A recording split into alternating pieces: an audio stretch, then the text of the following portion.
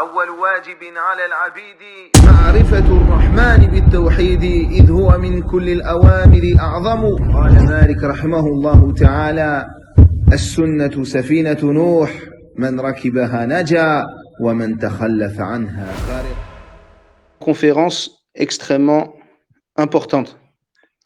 Une conférence qui concerne l'ensemble des musulmans qui vivent dans les pays des non-musulmans et qui concerne aussi les musulmans qui vivent dans les pays des musulmans et qui peuvent être tentés par le fait de se rendre dans les pays des non-musulmans. Et cette conférence avait été prévue depuis un long moment. Elle fait partie de la série des conférences spéciales sur les différents sujets d'actualité comme Al-Rawafid, Al-Tabligh, Al-Asha'ira ou autres. Et nous avons voulu traiter de ce sujet car il y a énormément d'ambiguïtés qui touchent les musulmans et les musulmanes au sujet de la hijra. Et nous espérons d'Allah tabaraka wa ta'ala qui nous facilite afin de pouvoir répondre à ces ambiguïtés par le cours de ce soir. Ainsi, barakallahu fikum, al-hijra, qu'est-ce que c'est? Al-hijra, ça vient de l'hajr, qui est en arabe at-tark, qui est le fait de délaisser quelque chose, le fait de laisser. Tu dis par exemple, atruku hadha, je laisse cette chose. Wat-tarku, c'est le fait de laisser cette chose. Et vient de cela, al-hajr, le boycott, par exemple, qu'on fait vis-à-vis des innovateurs qui sont dangereux, qui appellent à l'innovation. Nahjuruhum, on les boycotte. Et cela vient de cela, le fait de les délaisser. Ainsi, barakallahu fikum, Ibn Rajab dit dans son livre Jami' al-Ulum wal-Hikam que la base de la hijra, c'est le fait de quitter un pays de polythéisme et de le délaisser pour se rendre dans un pays d'islam, comme les muhajiroun l'ont fait avant la libération de Mecca, lorsqu'ils ont accompli la hijra vers la ville du prophète salawatullahi wa salamuhu alayhi. Certains parmi eux avaient déjà émigré plus tôt vers la terre de Al-Habasha, qui est l'Abyssinie, auprès du roi An-Najashi. Le prophète sallallahu alayhi wa sallam a informé que cette émigration varie en fonction des intentions et des objectifs qu'on y attribue. Parce qu'il fait part du hadith très connu, innamal a'malu binniyat.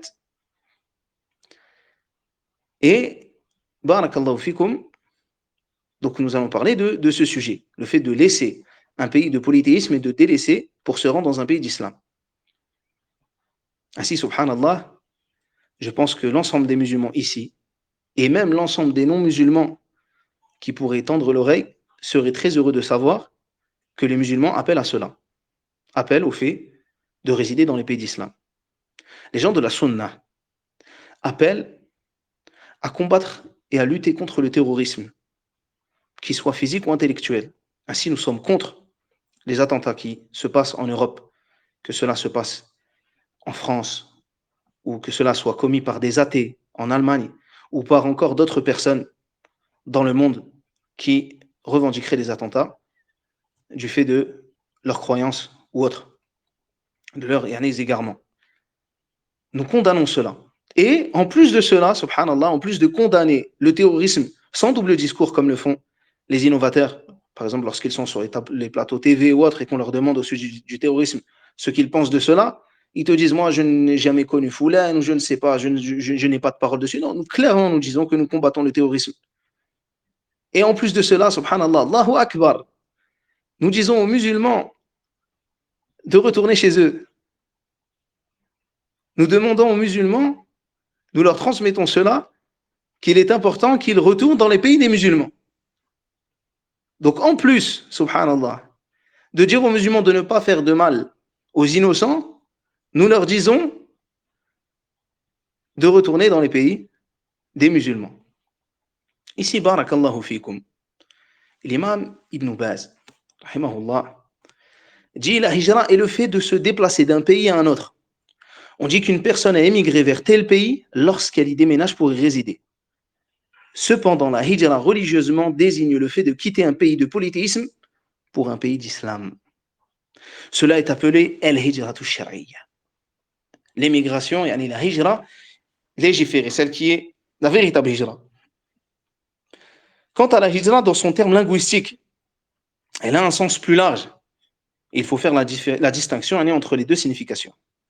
Le muhajir, dans le cadre de la hijra légiférée, est celui qui quitte un pays de polythéisme ou un pays où les innovations et les péchés sont répandus pour aller dans un pays exempt de ces problèmes.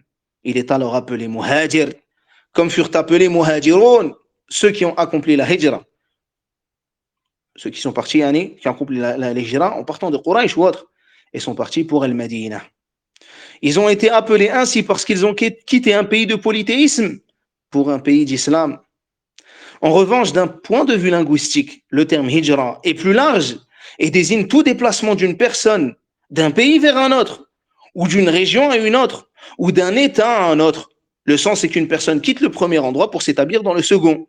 Ainsi, ne soyez pas étonnés qu'il y ait des gens qui soient des muhajirun comme des oiseaux, qui partent d'un endroit à un autre en fonction des saisons. C'est un muhajir du point de vue linguistique. Mais est-ce que c'est un muhajir du point de vue de la législation? Bien entendu que non. Barakallahu fikum. Et il y a une première hijra qui viendra précéder la hijra du corps. C'est la hijra du cœur.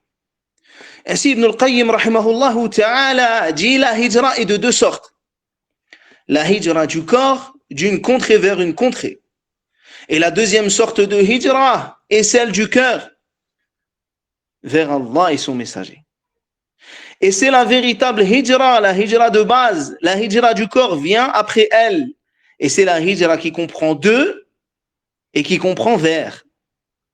C'est-à-dire, il accomplit donc la hijra avec son cœur de l'amour d'autre qu'Allah vers l'amour d'Allah, de l'adoration d'autre que lui vers son adoration, de la peur, de l'espoir et de la confiance autre que lui vers la peur, l'espoir et la confiance en lui, de l'invocation, de la demande, de la révérence et de la soumission, de la vénération d'un autre que lui vers l'invocation, la demande, la révérence et la soumission, la vénération de nul autre que lui, qu'Allah tabaraka wa ta'ala. Et c'est le sens exact de la fuite vers Allah. Fafirru ila Allah, fuyez vers Allah. Le Très-Haut dit fuyez vers Allah. Et c'est cela le sens. Le tawhid demandait aux serviteurs et le fait de fuir autre qu'Allah vers Allah. Allahu Akbar. Et cette hijra est obligatoire pour tous. Ainsi, cette hijra, barakallahu fikum, nous devons tous l'accomplir dans notre cœur avant de l'accomplir dans nos corps. Et le prophète sallallahu alayhi wa sallam a évoqué la hijra dans plusieurs hadiths, et on va en citer plusieurs. Et parmi ceux-là, le hadith que je vous ai cité tout à l'heure, Innamal a'malu binniyat, qui est un hadith très connu. Dans ce hadith-là, le prophète sallallahu alayhi wa sallam justement nous parle وَمَنْ كَانَتْ هِجْرَتُهُ إِلَى اللَّهِ وَرَسُولِهِ فَهِجْرَتُهُ إِلَى اللَّهِ وَرَسُولِهِ. Celui pour qui sa hijra est pour Allah et son prophète, alors elle est pour Allah et son prophète. Et Ibn Rajab, rahimahullah ta'ala, dit à ce sujet, celui qui a émigré vers une terre d'islam par amour pour Allah et son messager, salawatullahi wa salamuhu alayhi, et par envie d'étudier la religion de l'islam et de pouvoir pratiquer sa religion qu'il ne pouvait pas pratiquer dans les pays de polythéisme, voilà alors le véritable muhajir vers Allah et son messager. Et lui suffit comme honneur et comme fierté qu'il ait accompli ce qu'il eut comme intention, l'immigration d'Allah vers l'immigration vers Allah et son messager.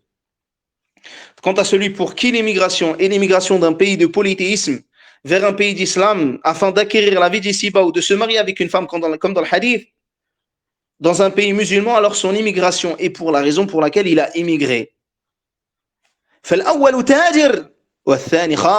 Le premier est un commerçant et le second est un prétendant. Et aucun des deux est un immigré. Et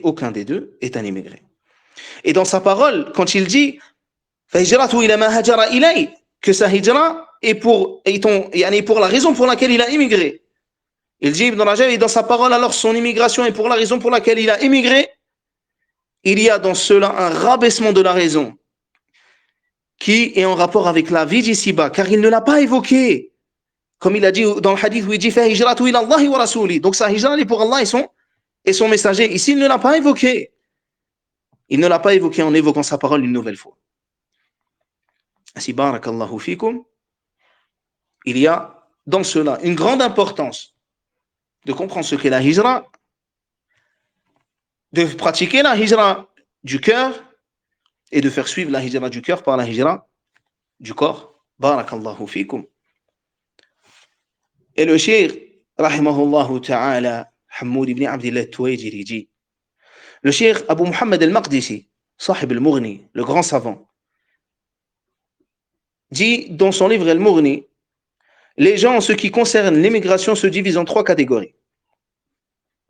Écoutez bien, ouvrez bien vos oreilles, barakallahu fikum, que tous ceux qui sont atteints de shubuhat concernant la hijra, écoutent bien ce qu'on va citer maintenant. La première, celui pour qui l'immigration est obligatoire. La hijra, pour qui la personne pour qui la hijra est obligatoire. C'est celui qui en a la capacité et qui ne peut pas pratiquer sa religion de manière apparente, ni accomplir les obligations de sa foi en résidant parmi les mécréants. Pour lui, l'émigration est obligatoire. Et la hijra, elle est obligatoire. Car Allah dit, ceux qui ont fait du tort à eux-mêmes, dans le sens de la traduction rapprochée, ceux qui ont fait du tort à eux-mêmes, les anges enlèveront leurs âmes en disant, où étiez-vous, où en étiez-vous à propos de votre religion? Ils disent, nous étions impuissants sur terre, dirent-ils. Alors les anges diront, au sujet de cette hijra, la terre d'Allah n'était-elle pas assez vaste pour vous permettre d'accomplir votre hijra? Voilà bien ceux dont le refuge est l'enfer et quelle mauvaise destination. Le cheikh dit ici, c'est un avertissement sévère qui montre l'obligation de la hijra, car accomplir les obligations religieuses est une obligation pour que celui qui en a la capacité, et la hijra fait partie des nécessités. Et l'obligation de sa complétude est la règle connue que rappelle le cheikh, ce qui est nécessaire à l'accomplissement de l'obligation est obligatoire. Ainsi, barakallahu fikum. Est-ce que quelqu'un doute dans la situation dans laquelle malheureusement les musulmans dans certains pays d'Europe se trouvent? Est-ce que quelqu'un doute de ne pas tomber dans cette catégorie qui est obligatoire de base, là dont on vient de parler, qui est obligatoire? Taïeb, celui pour qui l'immigration est obligatoire, c'est celui qui en a la capacité et qui ne peut pas pratiquer sa religion de manière apparente ni accomplir les obligations de sa foi en résidant parmi les mécréants. Barakallahu fikum. On n'arrive même pas, malheureusement, à préserver le voile de nos femmes sur nos passeports d'identité. Des choses simples que même dans des pays qui parfois combattent l'islam dans le monde, cela est autorisé. Allahul musta'an. Passons maintenant à la catégorie d'après dont parle Ibn Qudama. Il dit, celui pour qui la hijra et l'immigration n'est pas obligatoire. Taïeb. C'est celui qui en est incapable, soit en raison de la maladie, de la contrainte, de rester sur place, ou en raison de la faiblesse des femmes, des enfants et des personnes dans une situation similaire. Pour ces personnes, alors elle n'est pas obligatoire. C'est-à-dire, ils sont quoi? Ils sont ma'dhour. Ils sont pardonnés, ils sont excusés de cela. Parce qu'ils n'ont pas la possibilité. Sauf les opprimés, parmi les hommes et les femmes et les enfants qui ne peuvent pas trouver de moyens vers cette hijra, comme dans le sens du verset. Ils ne connaissent pas de chemin, de moyens de pouvoir accomplir cette hijra. Cela alors, Allah leur pardonnera et il est pardonneur et miséricordieux. Il peut arriver qu'une personne voit que tombe dans un cas où la hijra est obligatoire pour elle. Mais elle n'a pas les capacités de pouvoir faire sa hijra. Elle n'a pas l'argent peut-être nécessaire pour ce déplacement. Qu'Allah enrichisse ceux qui sont dans cette situation. Allahumma amin. Ou la personne est malade d'une maladie tellement grave qu'elle ne peut pas se faire soigner dans un pays musulman. Elle est obligée de se faire soigner dans un pays des non-musulmans. Elle n'a pas le choix. Ou elle a une contrainte quelconque qui l'empêche, quelque chose de véritablement grave. Comme par exemple, un homme qui aurait une maman qui ne peut pas se déplacer par exemple d'un endroit ou un autre de par sa grande maladie par exemple, et qu'elle ne peut pas se faire soigner dans un pays musulman, et que l'homme par exemple est le seul qui peut s'occuper d'elle à ce moment-là, et qu'il donc s'occupe d'elle pendant un moment donné. Et bien sûr, il y a énormément de cas où les gens prétextent ces choses-là, mais en réalité, ils peuvent très bien accomplir la hijra. Car être malade ou être en difficulté peut aussi se faire dans un pays musulman. Sinon, comment font les millions de malades ou les millions de gens en difficulté qui vivent dans les pays des musulmans? Ou il se peut que la personne, ce soit une femme, qu'elle n'ait pas la connaissance nécessaire pour accomplir sa hijra. Alors il faut qu'elle apprenne, qu'elle demande afin d'avoir la connaissance nécessaire pour l'accomplir. Et il ne faut pas qu'elle parte du jour au lendemain dans un endroit, par exemple, qui pourrait être encore plus dangereux que dans l'endroit dans lequel elle est. Comme cela arrive, et des fois, il se passe des histoires, Allah al-Musta'an. Ou une personne, par exemple, qui veut faire la hijra, mais qui n'a pas de papier qui lui permette d'accomplir la hijra. Mais bien sûr, il ne faut pas que cette intention soit du fait que je n'ai pas les moyens d'accomplir cette hijra parce que je n'ai pas de papier de pays musulmans arabes. Car il y a aussi des pays qui ne sont pas des pays arabes où le non-musulman, où le musulman qui ne possède pas la nationalité de ce pays, qui sont des non-arabes, taïb, il peut accomplir peut-être sa hijra là-bas. Et la hijra n'est pas condensée seulement sur les pays arabes. Il se peut donc qu'une personne ne trouve pas de moyens dans un pays arabe et qu'il en trouve autre part. Et nous connaissons des muhajirons dans ce cas. Ainsi, il faut regarder l'excuse, mais il faut bien comprendre une chose. C'est qu'il ne faut pas chercher des excuses là où il n'y en a pas. Naam, il y a des personnes qui tombent dans ce cas-là.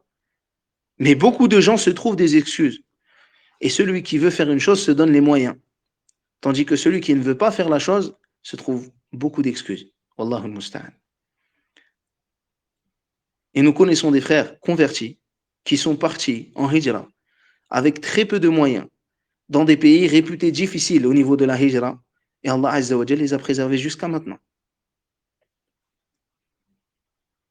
Et le shir dit, ils ne sont plus considérés comme étant dans une situation où la hijra est préférable, car elle est au-delà de leur capacité. Il y a des gens qui tombent dans ce cas-là, et eux, leur situation, c'est pendant le moment où ils sont dans l'incapacité, ils doivent essayer de faire les causes pour avoir la capacité. Et en attendant, ils sont pardonnés par Allah Azza wa Jal. La troisième catégorie, celui pour qui al-hijra est préférable. Écoutez bien ici, parce que ça concerne une chouba, une ambiguïté qui est très présente en France. Mais non obligatoire. C'est celui qui en a la capacité, mais qui peut encore pratiquer sa religion et accomplir ses obligations et les appliquer. Et ça, les ikhwan, les partisans de la secte des ikhwan, ils connaissent ces textes. Et du coup, ils vous disent que ils essaient de faire comprendre ça dans la masse des gens, de faire passer ce message indirectement, de dire on pratique mieux notre religion dans les pays des mécréants que dans les pays d'islam. Pourquoi ils font cela? Car ils savent que s'ils ne disent pas cela, ce passage-là, les concerne. Et ils essaient donc de pouvoir rentrer dans ce qui est préférable. C'est seulement préférable parce qu'on peut pratiquer notre religion. Et donc Ibn Qudama a dit dans un pays de mécréance, pour lui l'émigration est conseillée afin qu'il puisse lutter contre les ennemis de l'islam, multiplier le nombre de musulmans et les soutenir. Et c'est mieux pour lui qu'il retourne dans un pays musulman afin d'être une cause de bien dans ce pays. Il dit, et s'éloigne de l'augmentation et du fait de se mêler aux mécréants, de voir leurs méfaits, d'être influencé par eux. Cependant, l'émigration n'est pas obligatoire pour lui car il peut accomplir ses obligations religieuses sans avoir besoin d'accomplir la hijra. Barakallahu fikum. Est-ce que cela nous concerne? Nous, comme je vous ai dit tout à l'heure, qui n'arrivons même pas à préserver l'honneur de nos épouses et de nos filles. Tu es pratiquant et arrivé à un certain âge, tu dois dire à ta fille qui veut se voiler, qui est pudique, tu dois dire à ta fille qu'elle n'a même pas le droit de se couvrir une chose qu'une non-musulmane, elle a le droit. Et cela juste parce qu'elle est musulmane. Elle n'aura donc pas le droit de se couvrir son derrière comme le ferait une non-musulmane. Wallahu al-musta'an. Et la personne te dit que la hijra, c'est préférable pour moi. Tu n'arrives même pas à préserver ta fille, la hijra, elle est préférable pour toi. Tu n'arrives même pas, tu as peur de ce que tu enseignes à tes enfants car tu as peur qu'on te dise que tu es un extrémiste, alors que ce que tu enseignes est beaucoup plus modéré normalement dans les mots que ce qu'enseignent les juifs et les chrétiens. dans leurs textes. Mais toi, comme tu es musulman, on t'empêche même de transmettre l'islam à tes enfants comme tu voudrais le transmettre. Certains sujets, tu ne peux même plus en parler. Car si tu en parles, on va t'accuser de choses. Alors que même si tu es loin du terrorisme et que tu combats le terrorisme, on va finir quand même par t'accuser de choses. Pourquoi? Parce qu'au final, ce n'est pas seulement le fait que tu combattes le terrorisme que certains veulent, mais c'est le fait que tu abandonnes ta religion. Tu leur dis, oui, je combats le terrorisme. Je ne ferai jamais de mal à un concitoyen, comme ils disent. Et vraiment, ça fait partie de ta foi, de ce en quoi tu crois. Mais pour eux, c'est pas suffisant. Pour eux, c'est pas seulement que tu ne représentes pas un danger que certains d'entre eux veulent. Ils veulent, en plus de cela, que tu abandonnes ta religion. Et malgré le fait que tu vois cela, que tu ne sais même plus comment éduquer tes enfants correctement, tu entends des gens qui te disent, moi, la hijra, elle n'est pas obligatoire. Wallahu al-musta'an. Et là, je ne viens que de citer certains méfaits que vous connaissez tous et que celui qui est honnête acceptera et ne rejettera en aucun cas cet énoncé. Barakallahu fikum. Et le cheikh ici dit, et dans Al-Furu', il est mentionné que Ibn al-Jawzi a dit que la hijra est obligatoire pour cette dernière catégorie. Là, celle qu'on vient de dire que c'est préférable. Ibn al-Jawzi dit, elle est obligatoire. Ou atlaqa, il le dit de manière absolue. Et le cheikh ici dit, ce que mentionne Ibn al-Jawzi est juste et est une parole forte, car cela est clairement démontré par l'apparent du Coran et des hadiths à venir. En ce qui concerne le Coran, Allah n'a excusé de l'émigration que les opprimés parmi les hommes, les femmes et les enfants. Dans le verset, il a excusé qui? Allah tabaraka wa ta'ala. Il a excusé les opprimés parmi les hommes, les opprimés ici, les faibles, mustad'afoun, parmi les hommes, les femmes et les enfants, qui ne peuvent pas trouver de solution, qui n'ont pas de solution pour faire la hijra. Si un homme fort est capable de pratiquer sa religion dans un pays de mécréance avait une excuse, alors Allah l'aurait certainement excusé, comme il a excusé les opprimés. Pourquoi on ne trouve pas dans nos textes cela? Le fait que la personne, Allah barik, qu'elle est forte, elle arrive à pratiquer sa religion, donc elle a le droit. Pourquoi Allah ne l'a pas excusé cette personne-là comme elle a excusé les opprimés? Et le shir dit, concernant le verset de Surat Al-Anfal, et ceux qui ont cru et n'ont pas fait la hijra. Vous n'avez aucun lien de protection avec eux tant qu'ils n'émigrent pas et tant qu'ils n'accomplissent pas la hijra. Le shir dit ici, cela coupe toute alliance entre ceux qui ont émigré et ceux qui ne l'ont pas fait. Ce qui prouve que l'excuse n'est accordée qu'aux opprimés mentionnés dans Surat An-Nisa. Allahu Akbar. Ici, le shir continue et dit, quant au hadith, le premier est rapporté par Abu Daoud dans Sunan. D'après Samura ibn Jundub, il dit, le messager d'Allah sallallahu alayhi wa sallam a dit, quiconque se mélange aux polythéistes et réside parmi eux est comme eux. Ça ne veut pas dire qu'il est mécréant, mais cela montre de l'interdiction et de la gravité de ce qu'il fait. Et il est comme eux, il pratique des actes qui vont être comme les actes des mécréants. Et il va malheureusement être imprégné par eux autres. Et on va voir de toute manière ce que dit le cheikh à ce sujet. Il est également rapporté par At-Tirmidhi dans son Jami' sous une forme qui exprime al-jazm, dans la science du hadith, disant que Samura ibn Jundub a rapporté que le prophète sallallahu alayhi wa sallam a dit, ne vous mélangez pas aux polythéistes, ne vivez pas avec eux, car quiconque vit avec eux ou se mêle à eux est comme eux. Le hadith a aussi été rapporté par le Hakim dans Al-Mustadrak, Mawsoulan, dans les sciences du hadith, d'après Samura, radiyallahu anhu, qui dit, ne vous mélangez pas aux polythéistes et ne vivez pas avec eux, car celui qui vit avec eux ou se mêle à eux n'est pas des nôtres. Et ça, cela n'est pas des nôtres. Ça ne veut pas dire que ce n'est pas un musulman, mais cela montre la gravité du péché. Al-Hakim a dit, ce hadith est authentique selon les critères d'Al-Bukhari, bien qu'il ne l'ait pas rapporté. Et l'imam Al-Dhahabi, dans son Talkhis, a fait savoir que ce hadith est authentique selon les critères des deux cheikhs, Al-Bukhari ou Muslim. Le sens apparent de ce hadith, yufidul umum, s'appliquant à toute personne qui choisit de vivre avec les polythéistes ou de se mêler à eux, et non à ceux qui le font par nécessité ou incapacité. Le deuxième hadith est rapporté par Jarir ibn Abdillah. Donc regardez, à ceux qui choisissent, pas ceux qui subissent, ils n'ont pas les moyens. Le deuxième hadith rapporté par Jarir ibn Abdillah, il dit que le messager d'Allah sallallahu wa sallam alayhi a dit, je me désavoue de tout musulman qui vit parmi les polythéistes. On lui demanda, ya Rasulallah, lima, Pourquoi? Il répondit, parce que leurs feux ne doivent pas se voir les uns les autres.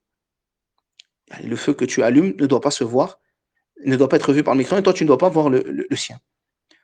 Il est aussi rapporté par Tabarani dans le Kabir wal Bayhaqi de Sunan, sous une autre version, quiconque vit parmi les polythéistes, il dit dans le sens de la traduction, je suis innocent. Il n'est pas sous sa protection, il n'est pas sous sa dhimma. Al-Fadl ibn Ziyad a dit, j'ai entendu Ahmed, qu'Allah lui fasse miséricorde, être interrogé sur le sens de ne pas voir leur feu. Et il répondit, cela signifie, ne réside pas dans un endroit où lorsque tu allumes un feu, les polythéismes voient sa lumière. Et lorsqu'ils allument leur lumière, tu vois la leur. Au contraire, éloignez-vous d'eux. Et cela, barakallahu fikum, cela ne veut pas dire qu'on doit avoir un mauvais comportement avec les non-musulmans, les faire fuir de l'islam, ou les insulter, ou a'udhu billah, comme font les innovateurs parmi les terroristes ou autres qui tuent les non-musulmans innocents. Non, nous ne faisons pas cela. Mais simplement, notre religion nous demande de vivre avec les musulmans. Où est le mal à cela? Il dit, j'ai dit, il y a dans ces deux hadiths une mise en garde sévère pour celui qui se mélange aux polythéistes et qui vit avec eux par choix. Alors que les musulmans qui récitent parmi les païens, les apostats, les chrétiens, les adorateurs du feu ou les ennemis de l'islam, ou les ennemis d'Allah, le Très-Haut prennent garde d'être atteints par cette sévère mise en garde, ainsi que la mise en garde présente dans Surat An-Nisa, la mise en garde de l'enfer. Wallahu al-musta'an. Le troisième hadith d'après Anas ibn Malik. Le prophète sallallahu alayhi wa sallam a dit, ne vous éclairez pas avec le feu des polythéistes. Ce hadith a été rapporté par l'imam Ahmed al-Bukhari dans Tariq al-Nasai Abu Ya'la. Certains savants ont expliqué ce hadith en disant qu'il signifie, ne vous rapprochez pas de leur demeure où vous seriez avec eux dans leur pays, mais éloignez-vous d'eux et migrez loin de leur contrée. Abu Sa'adat ibn al-Athir a ajouté, cela signifie ne pas prendre conseil d'eux, ni suivre leurs avis, car la lumière est une métaphore pour la vie dans les moments de confusion. Cela est aussi rapporté d'après le Hassan al-Basri. De même, il a été rapporté qu'Al-Hassan a dit que le prophète sallallahu alayhi wa sallam a interdit de demander l'aide des polythéistes, quelle que soit l'affaire. Et ce qui apparaît, c'est que l'interdiction concerne les deux aspects qu'on vient de citer. Il est interdit pour le musulman de vivre parmi les polythéistes de son plein gré. Et il est également interdit de consulter ou de prendre leurs avis. La première parole est celle qui apparaît comme étant la plus proche, car cela est soutenu par le hadith qui dit que ne se voit pas leur feu. Et par la parole du prophète sallallahu wa sallamuhu alayhi, dans un hadith rapporté par Zuhri, ne voit pas le feu d'un polythéisme, sauf dans le cas de l'harb, lorsque les musulmans sont dans ce cas-là. Et ça ne veut pas dire que celui qui réside là-bas, alors, doit faire du mal à des innocents.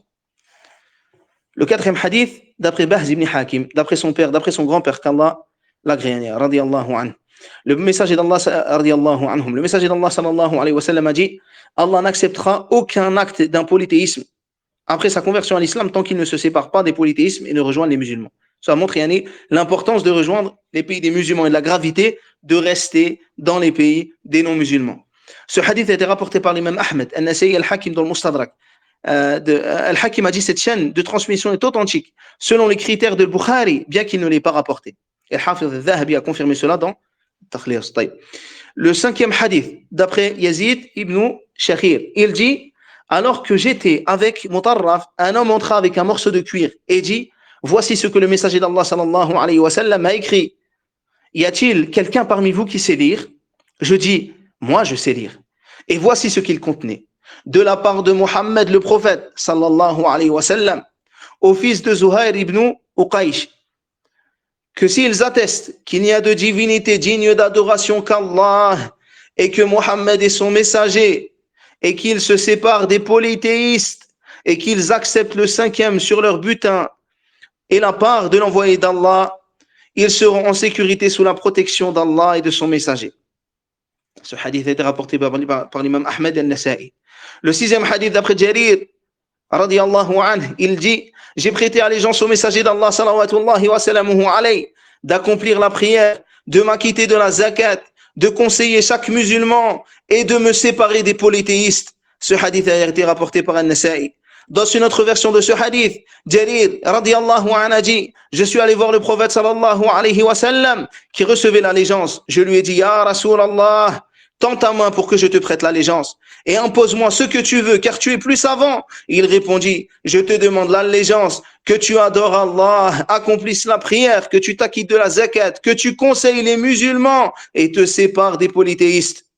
Le 7e hadith, d'après Abu Yusr Ka'b ibn Amr, qu'Allah l'agrée, il dit, radiallahu anhu, il dit, je suis allé voir le prophète sallallahu alayhi wa sallam, qui recevait l'allégeance des gens. Je lui ai dit, Ya Rasulallah, tends ta main pour que je te prête allégeance et impose-moi ce que tu veux, car tu es plus savant des conditions. Il répondit, je te demande l'allégeance, que tu adores Allah, accomplisses la prière, que tu t'acquittes de la zakat, conseille le musulman et te sépare du polythéiste.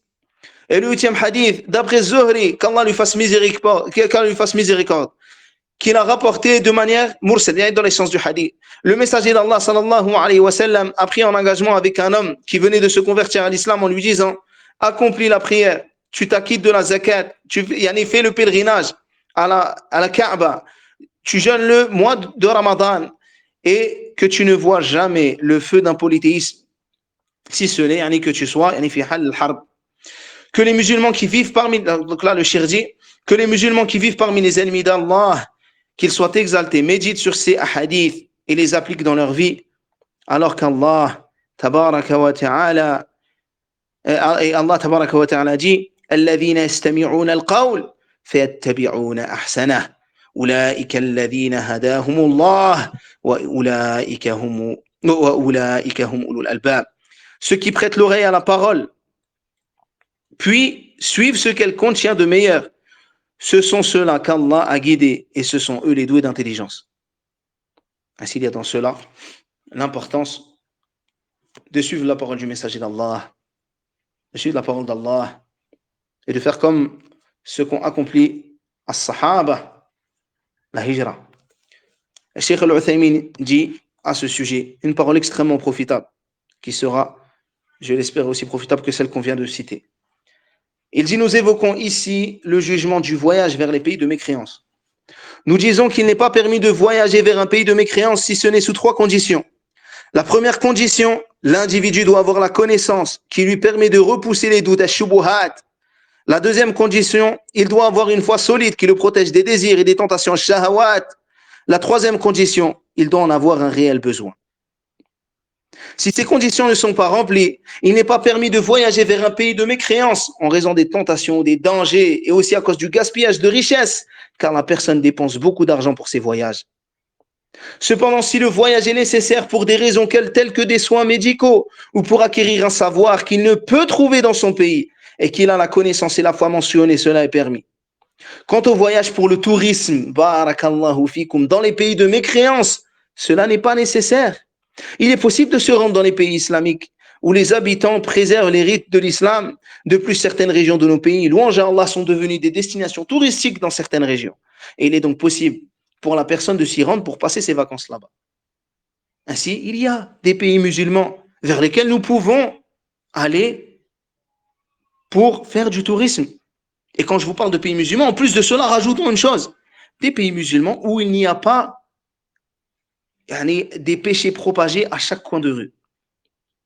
Car il se peut que la personne aille dans certains endroits du monde, dans certaines villes ou dans certaines contrées, et Cheikh Al-Uthaymin a une fatwa d'ailleurs dessus, qui soit pire, des fois, en termes de tentation de péché, pas en termes de mécréance, mais en termes de tentation vers le péché, que dans certains endroits, Allahul Musta'an, que dans, par exemple, un village qui serait situé je ne sais où. Cela ne veut pas dire qu'on a le droit de se rendre dans le village.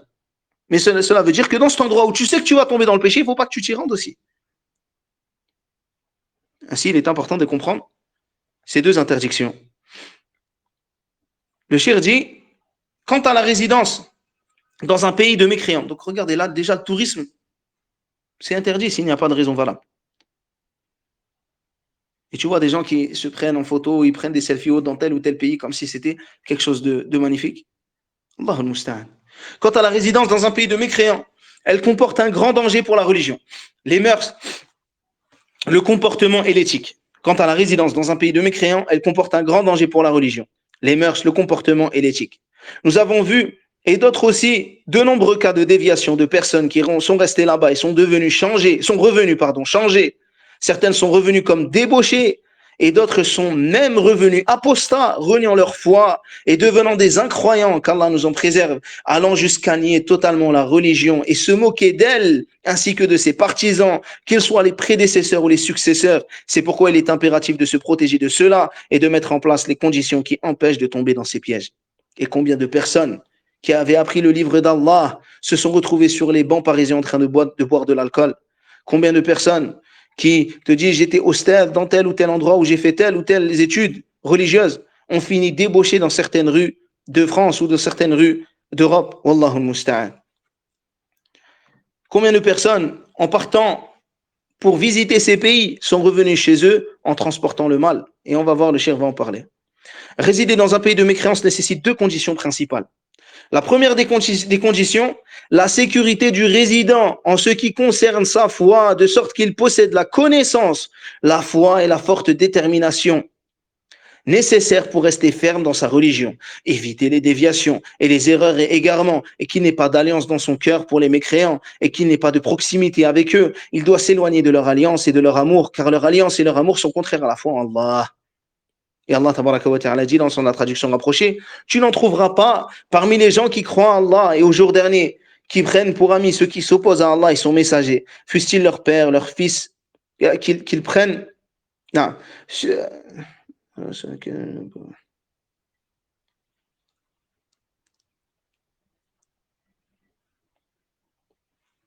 Non.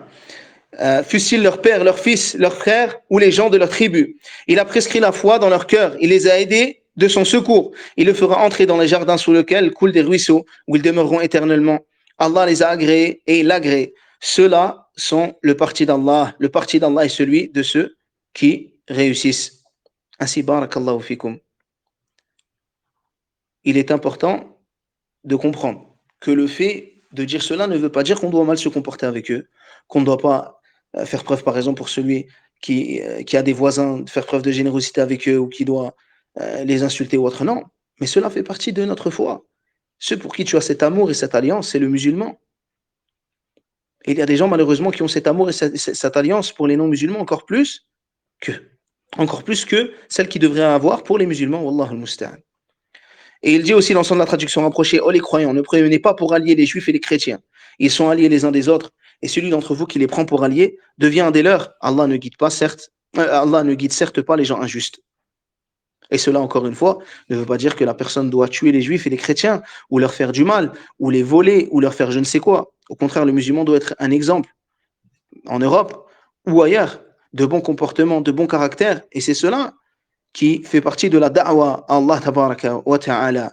Mais la da'wa à Allah azza wa jal, par le bon comportement, par les bons caractères, par le fait de protéger leur vie et leurs biens, ne veut pas dire devenir comme eux, participer à leurs égarements, et ne veut pas dire les aimer comme tu aimes le musulman ou comme tu aimes celui de qui tu connais la droiture parmi tes frères. Il est également rapporté dans un hadith authentique que le prophète sallallahu alayhi wa sallam a dit, celui qui aime un peuple en fait partie, et en fait partie de ce peuple. Et il dit, et l'homme sera avec celui qu'il a aimé. L'amour des ennemis d'Allah est l'un des plus grands dangers pour le musulman, car l'amour entraîne à l'adhésion de leurs idées, leur imitation, ou au minimum, de ne plus les blâmer. Le prophète sallallahu alayhi wa sallam a dit, celui qui aime un peuple en fait partie. Combien de gens ont vécu dans les pays des non-musulmans? Et à cause de cela, ils ont pris leurs habitudes. Et tu les vois, par exemple, à Noël, mettre le sapin dans leur maison. Il n'y a aucun problème. C'est du shirk, une chose qui à la base était condamnée même par les chrétiens.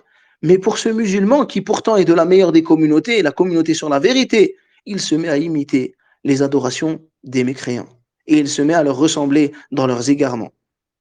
Et cela ne fait pas partie du bon comportement. D'ailleurs, si tu appelles les gens à l'islam, sache qu'un non-musulman aura beaucoup plus de respect pour toi si tu pratiques fermement ta religion, tout en ayant un bon comportement, en appelant les gens à l'islam de la bonne manière, qu'ils voient de toi la bonté, qu'ils voient de toi la douceur, qu'ils voient le fait que véritablement, tu protèges leur vie et leurs biens, car jamais tu ne ferais de mal à un innocent.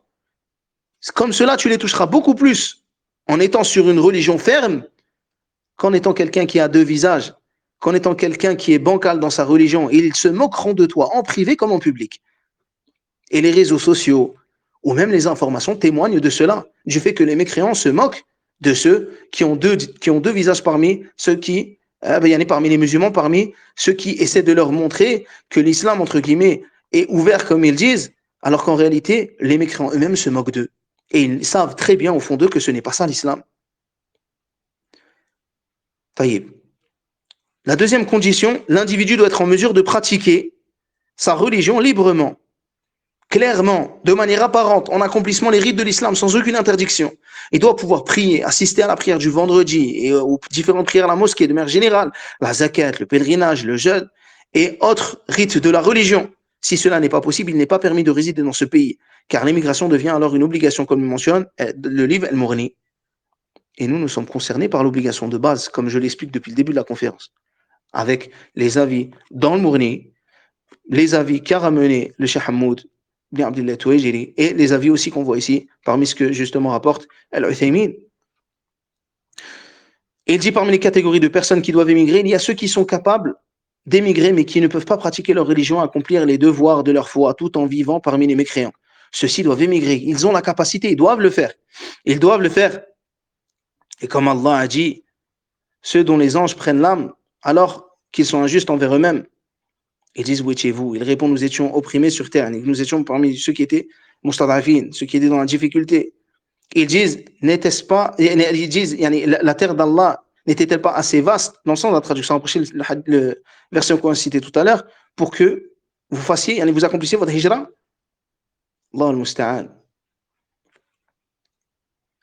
Et le shir dit, après avoir cité une parole similaire à ce qu'on a cité tout à l'heure. Pour cela que je passe directement dans sa partie où il dit, après avoir satisfait ces deux conditions principales, la résidence dans un pays de mécréants se divise en plusieurs catégories.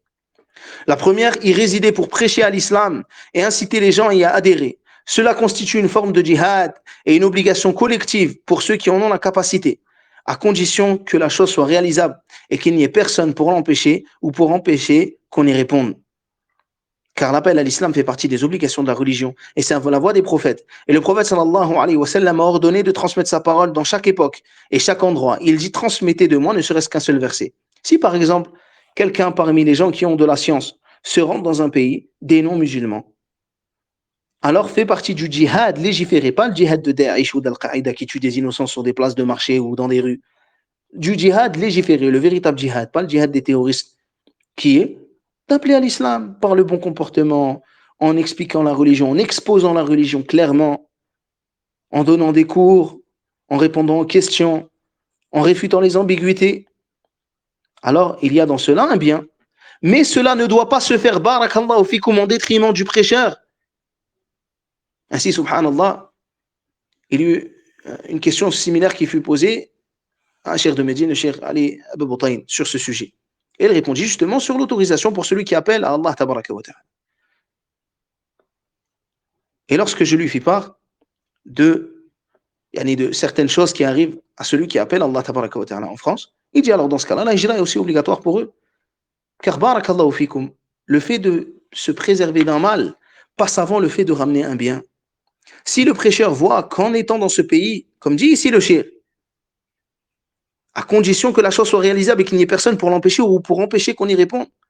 Si le prêcheur voit que dans ce pays, lorsque tu appelles Allah tabaraka wa ta'ala, tu es combattu, tu es emprisonné ou il t'arrive telle ou telle chose, alors pourquoi la personne se rend dans ce pays? Et les gens qui sont dedans devraient eux-mêmes du coup réfléchir au fait de partir, car pourquoi eux restent-ils? La deuxième chose, y résider pour étudier la situation des mécréants et connaître leurs déviations dans les croyances, leurs fausses idolâtries, leurs mœurs corrompues et le désordre comportemental qui s'y trouve, afin que les gens prennent garde d'être trompés par eux et que cela permet d'avertir à ceux qui sont impressionnés par eux de la réalité. Et cette résidence est aussi une sorte de djihad. Le djihad légiféré, pas celui qui tue justement les innocents, mais celui du djihad scientifique qui permet d'exposer aux gens la fausseté des choses, de ce que cela comprend comme mise en garde contre la mécréance et ses partisans, ainsi que ce que cela contient comme chose faisant aimer l'islam et la guider qui s'y trouve. Car certes, la perversion de la mécréance est une preuve de la grandeur de l'islam, comme dit le poète, et c'est par le contraire que les choses deviennent claires. Mais il faut qu'il y ait une condition qui soit respectée, c'est que le but de cela soit atteint, sans qu'il y ait un mal qui soit plus grand que le bien. Et si le but ne peut pas être atteint par l'interdiction de la propagation de ce sur quoi ils sont, et la mise en garde de cela, alors il n'y a aucun intérêt à y résider. Et si le but est atteint, mais qu'il est accompagné d'un mal encore plus grand, comme le fait qu'en faisant cela, l'islam est insulté, ou le messager d'Allah sallallahu alayhi wa sallam est insulté, les imams ou les savants de l'islam, il est obligatoire d'y mettre un terme, comme dit Allah tabaraka wa ta'ala dans le verset de l'An'am qu'on a cité précédemment. Ressemble à cela le fait de résider dans leur pays afin d'être une personne qui va informer les musulmans, afin qu'ils puissent être avertis au sujet des ruses qu'ils préparent contre les musulmans et que les musulmans prennent garde à ces ruses, comme le prophète sallallahu alayhi wa sallam a envoyé Hudayfa ibn al-Yaman aux mouchriquins lors de la bataille d'Al-Khandaq. Troisième catégorie, y résider pour des raisons d'intérêt pour les besoins d'un État musulman ou pour les intérêts des relations avec les pays de mécréance. À l'instar, par exemple, barakallahu fikum, comme dit le cheikh ici, à l'instar des diplomates, leur jugement dépend de la mission pour laquelle ils sont envoyés. Par exemple, un attaché culturel vit dans ce pays pour superviser les étudiants et les encourager dans la pratique de l'islam, ainsi que ses mœurs et caractères. Ainsi, le fait qu'il réside entraîne un grand bien et éloigne d'un grand mal. La quatrième des choses, c'est quoi? C'est vivre, y résider pour des raisons personnelles permises, comme le commerce ou les soins médicaux. La résidence est autorisée tant qu'elle reste dans les limites de ce besoin spécifique. Tu ne me dis pas que tu commerces pendant 45 ans, en restant dans la capitale, peut-être dans un appartement avec vue sur la tour Eiffel. Wallah al-musta'an. Il faut que tu craignes Allah tabaraka wa ta'ala dans ce que tu dis. Wallahu al-musta'an. Ou ils te disent, moi je vis là-bas, c'est pour des soins médicaux parce que j'ai souvent des rhumes. Ou par des soins médicaux parce que j'ai mal au dos de temps en temps.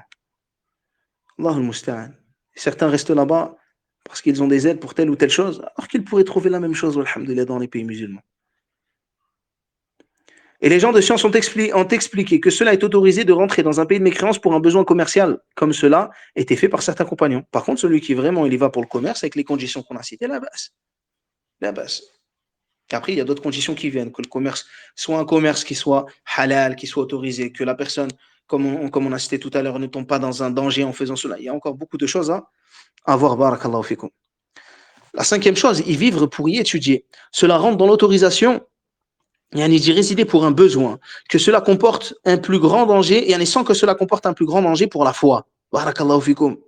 Il ne faut pas qu'en allant étudier là-bas, il y ait un grand danger pour ta foi, ou que cela soit sur sa religion, son comportement. Le cheikh dit, car l'élève ressent le fait qu'il soit en bas du professeur, le professeur est au-dessus de lui, et que le professeur soit en haut, soit supérieur à lui. En découle de cela que l'étudiant admire ses enseignants et devienne convaincu par leurs avis et leurs réflexions, ainsi que leur comportement. Il se met alors à imiter, si ce n'est celui qu'Allah a voulu préserver, et ils ne sont pas beaucoup. L'élève ressent le besoin de son professeur, ceci emmène vers son amour et le fait d'être complaisant envers lui au sujet de ses égarements et déviations. L'élève a pendant ses études des compagnons d'études qu'il prend comme amis, qu'il aime et avec qui il se rapproche. Il se retrouve imprégné par eux. Et en raison de ce grand danger, il est donc nécessaire que l'étudiant soit bien protégé. Il faut qu'en plus des deux conditions citées précédemment, qu'il y ait d'autres conditions. Donc là, on va parler d'autres conditions pour celui qui part dans ce cas-là. La première, que l'élève soit d'une grande maturité mentale, intellectuelle, qui lui permette de pouvoir discerner le bien de ce qui est nuisible. Il faut voir à son sujet aller sur le long terme, car envoyer de jeunes enfants, les faibles d'esprit, ceci est un grand danger au sujet de leur religion, de leur comportement, de leur caractère. Puis, c'est un danger sur l'ensemble de sa communauté, vers qui ils vont revenir et propager les poisons dont ils ont été atteints par les mécréants. Comme cela fut visible et comme la réalité des faits en témoigne, ainsi beaucoup de ceux qui ont été envoyés sont revenus transformés, ils sont revenus en ayant des déviations dans la religion, leur comportement, leur caractère, et ceci a causé un grand tort, que cela soit sur eux ou dans leur société, et les faits témoignent de cela. Et l'envoi de ces gens est semblable au fait d'envoyer une brebis au milieu des chiens affamés. Ainsi, il faut que la personne qui parte parmi cet étudiant, il soit quelqu'un qui soit sur la science, sur la capacité de résister à ces tentations. Deuxième condition, que l'élève ait la connaissance religieuse qui lui permette de faire la différence entre le vrai et le faux et de répondre au faux par le vrai pour ne pas qu'ils soient trompés par eux et par ce sur quoi ils sont comme faussetés. Sinon, ils pourraient voir cela comme la vérité, ou être trompés par une chose, ou qu'ils tombent dans l'ambiguïté, ou qu'ils les suivent sur le faux. Et dans l'invocation du prophète sallallahu alayhi wa sallam, Ya Allah, montre-moi la vérité. Arini al-haqqa haqqa, warzuqni ittiba'ah. Montre-moi la vérité comme étant la vérité, et accorde-moi son suivi. Et montre-moi le faux comme étant le faux, et accorde-moi mon éloignement de lui. Accorde-moi le fait de m'éloigner de lui. Et ne le rends pas ambigu à mes yeux, de sorte à ce que je ne me retrouve pas égaré. La troisième des conditions, que l'élève possède une religiosité qui le protège et vers laquelle il se réfugie contre la mécréance et la perversion. Ainsi, celui qui est faible dans sa religion n'est pas protégé en résidant dans ce genre de pays, sauf celui qu'Allah Azza wa Jalla a voulu protéger. Et ceci est dû au grand trouble qui touche l'individu et aux peu de choses qui le défendent. Les causes de la mécréance et la perversion dans ces pays sont fortes, différentes et nombreuses. Si elles touchent une personne faible qui n'est pas capable d'y résister, alors elles vont l'atteindre.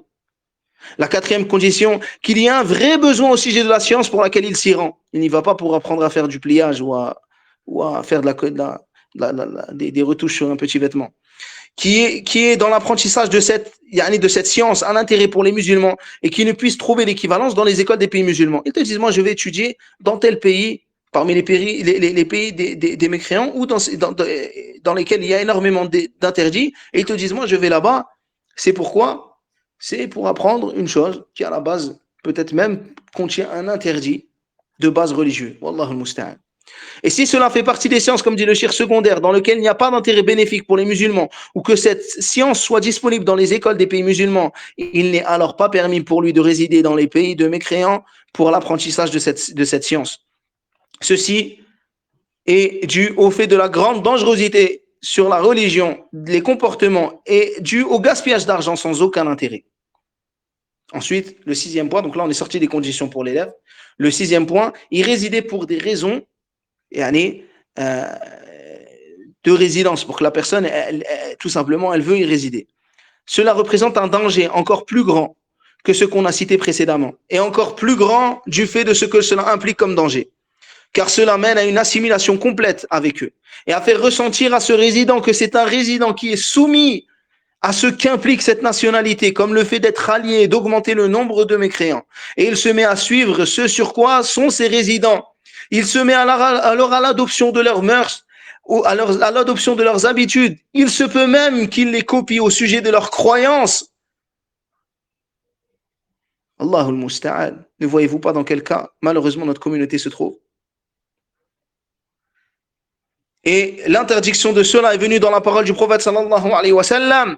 Celui qui se mélange au polythéisme et qui vit avec eux est semblable à eux. Et ce hadith, malgré le fait qu'il soit doté d'une chaîne de transmission faible, il a malgré tout un sens pris en compte, car certes le fait de résider appelle au fait de ressembler. Combien malheureusement de familles leur ressemblent. Et d'après, ensuite le reste c'est un hadith qu'on a cité tout à l'heure au sujet des feux. Et le shir dit, comment le croyant pourrait être tranquille sur le fait d'habiter dans les pays des mécréants, qui élève les rites de la mécréance et dans le jugement sur autre que la loi d'Allah, qui juge sur autre que la loi d'Allah et de son messager, sallallahu alayhi wa sallam. Cela est visible de ses propres yeux, et il y entend cela de ses propres oreilles, et il accepte cela, mais même se revendique de ce pays. Il y habite avec sa famille et ses enfants, et s'y repose comme il se reposerait dans un pays dans les pays des musulmans, malgré le grand danger qui pèse sur lui, sur sa famille et ses enfants dans leur religion et leur comportement. Et parmi les ambiguïtés qui touchent les gens, et nous allons, après avoir terminé ce nouveau chapitre, faire part de certains témoignages de nos frères muhajiroun qui sont présents, incha'Allah. Nous parlons de certaines réponses à des ambiguïtés. Sur le fait qu'en France, tu peux pratiquer ta religion, ou en Europe, je pense que ce qu'on explique depuis tout à l'heure répond à cette question. Sur le fait d'utiliser le fait que les musulmans ont fait la hijra, il est al-Habasha, en Abyssinie. Donc nous aussi, nous faisons la hijra, il est al-Habasha, en restant en France, en allant dans un village, en allant dans un endroit où il y a moins de mal, Ou bien, on en a au Canada ou en Angleterre. Peut-être que les gens aiment les arbres du Canada ou la sève des arbres ou aiment le thé à l'anglaise. Wallahu a'lam. Alors, il faut bien comprendre une chose, c'est que cette hijra n'est pas une hijra d'un pays d'islam, d'un pays de mécréance vers un pays d'islam. C'est la hijra d'un pays de mécréance vers un pays de mécréance moindre. Car il est connu que la situation en Angleterre est beaucoup moins opprimante que la situation, par exemple, en France. Et la situation au Canada est beaucoup moins opprimante et avilissante que la situation en France. Ainsi, les musulmans en France vivent une islamophobie constante, que cela soit dans leur vie de tous les jours ou que cela soit à travers la télé ou autre.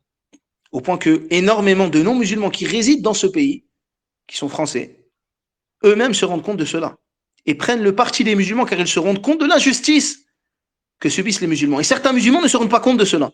Il y a des millions et des millions de Français qui se rendent compte que les musulmans sont pris pour cible à chaque heure de la journée sur toutes les chaînes télé, mais les musulmans eux-mêmes parfois ne se rendent pas compte.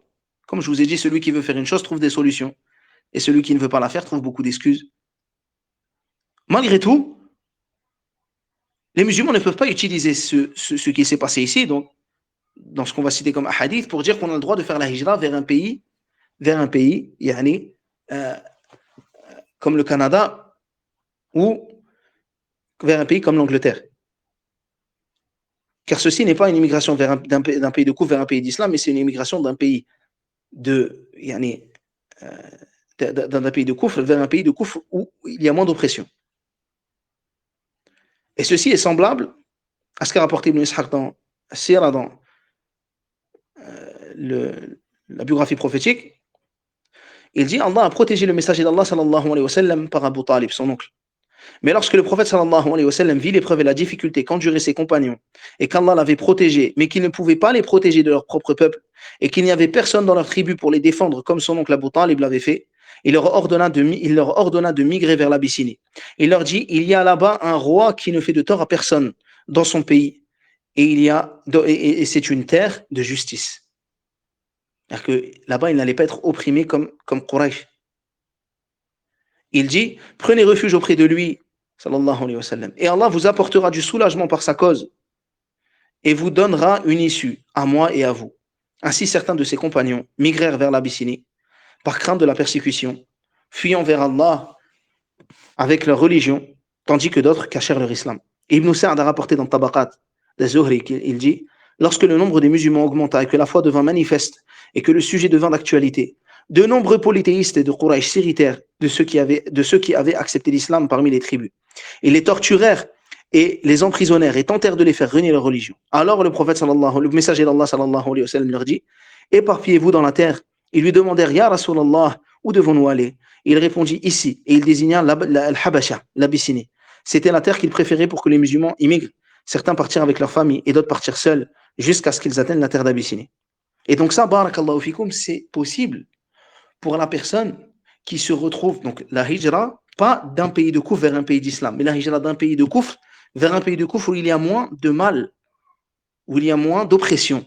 Par exemple, tu pars de la France au Canada ou de la France en Angleterre. Cela est possible pour la personne qui n'a pas le choix et qui se retrouve dans une situation où il ne peut aller dans aucun pays musulman. C'est une chose que pour l'instant, je n'ai pas vue. Parce que tous les pays musulmans qu'il y a sur la terre, il y a même des endroits où, subhanallah, on te donne la nationalité. Je ne dis pas que c'est facile. Hein. Je ne dis pas ça pour rendre les choses faciles. Mais il y a des endroits, ce n'est pas des pays arabes, où c'est très facile de résider. Avec tous les endroits qu'il y a sur la terre, on dit il faut aller en Angleterre. Mais admettons qu'il y ait un cas où la personne n'ait pas le choix que d'aller dans un pays où il est moins oppressé. Alors là, c'est autorisé pour lui d'aller dans un pays où il subit moins d'oppression. Comme ce fut le cas à l'époque du prophète sallallahu alayhi wa sallam. Mais est-ce que les musulmans, quand il y a eu la hijra à Médine et qu'enfin ils avaient une terre d'islam, est-ce qu'ils ont dit on va faire la hijra dans un autre endroit? La hijra, c'était faire la terre d'islam. Ainsi, avant, barakallahu fikum, d'être tenté par aller dans ces pays, la majorité, subhanallah, qui sont tentés par cela, c'est pour des besoins, entre guillemets, de la vie d'ici-bas. Au lieu d'aller dans ces pays, barakallahu fikum, allez dans un pays musulman, peut-être qu'il ne contient, qui n'a pas de conditions difficiles pour résider. Peut-être ce n'est pas un pays arabe, mais au moins c'est un pays où vous serez préservé. Peut-être même il y a des innovations dans ce pays, mais la situation, elle est totalement différente entre un pays de kouf total qui combat l'islam et qui oppresse les musulmans dans leur vie de tous les jours et un endroit où il y a des innovations. Malheureusement, on fait doha pour le dirigeant et subhanallah, tu peux quand même pratiquer ta religion. Aussi, barakallahu fikum, pour celui qui fait la hijra, il est important de choisir l'endroit, le meilleur endroit possible où vous pouvez aller. Vous choisissez le meilleur des endroits, l'endroit le meilleur que vous pouvez trouver. Et ensuite, vous allez en fonction, et allez le moins pire. Alors, si au bout d'un moment, vous n'arrivez plus à trouver un bon endroit, vous allez dans le moins pire des endroits où vous pouvez aller. Et dans le meilleur des endroits où on peut aller, ça ne veut pas dire le meilleur endroit où il y a de l'argent. Mais c'est le meilleur endroit où tu préserves ta religion. Ainsi, il y a des endroits où certains vont, où c'est très difficile de préserver sa foi dans ces endroits. Il est préférable d'aller au fin fond d'un pays d'Afrique où tu sais que tu vas pratiquer ta religion correctement et où tu ne vas pas être tenté par certaines tentations. Ensuite, parmi les ambiguïtés, certains qui te disent j'aime pas la mentalité des gens. Ta mentalité, déjà, c'est un problème à toi.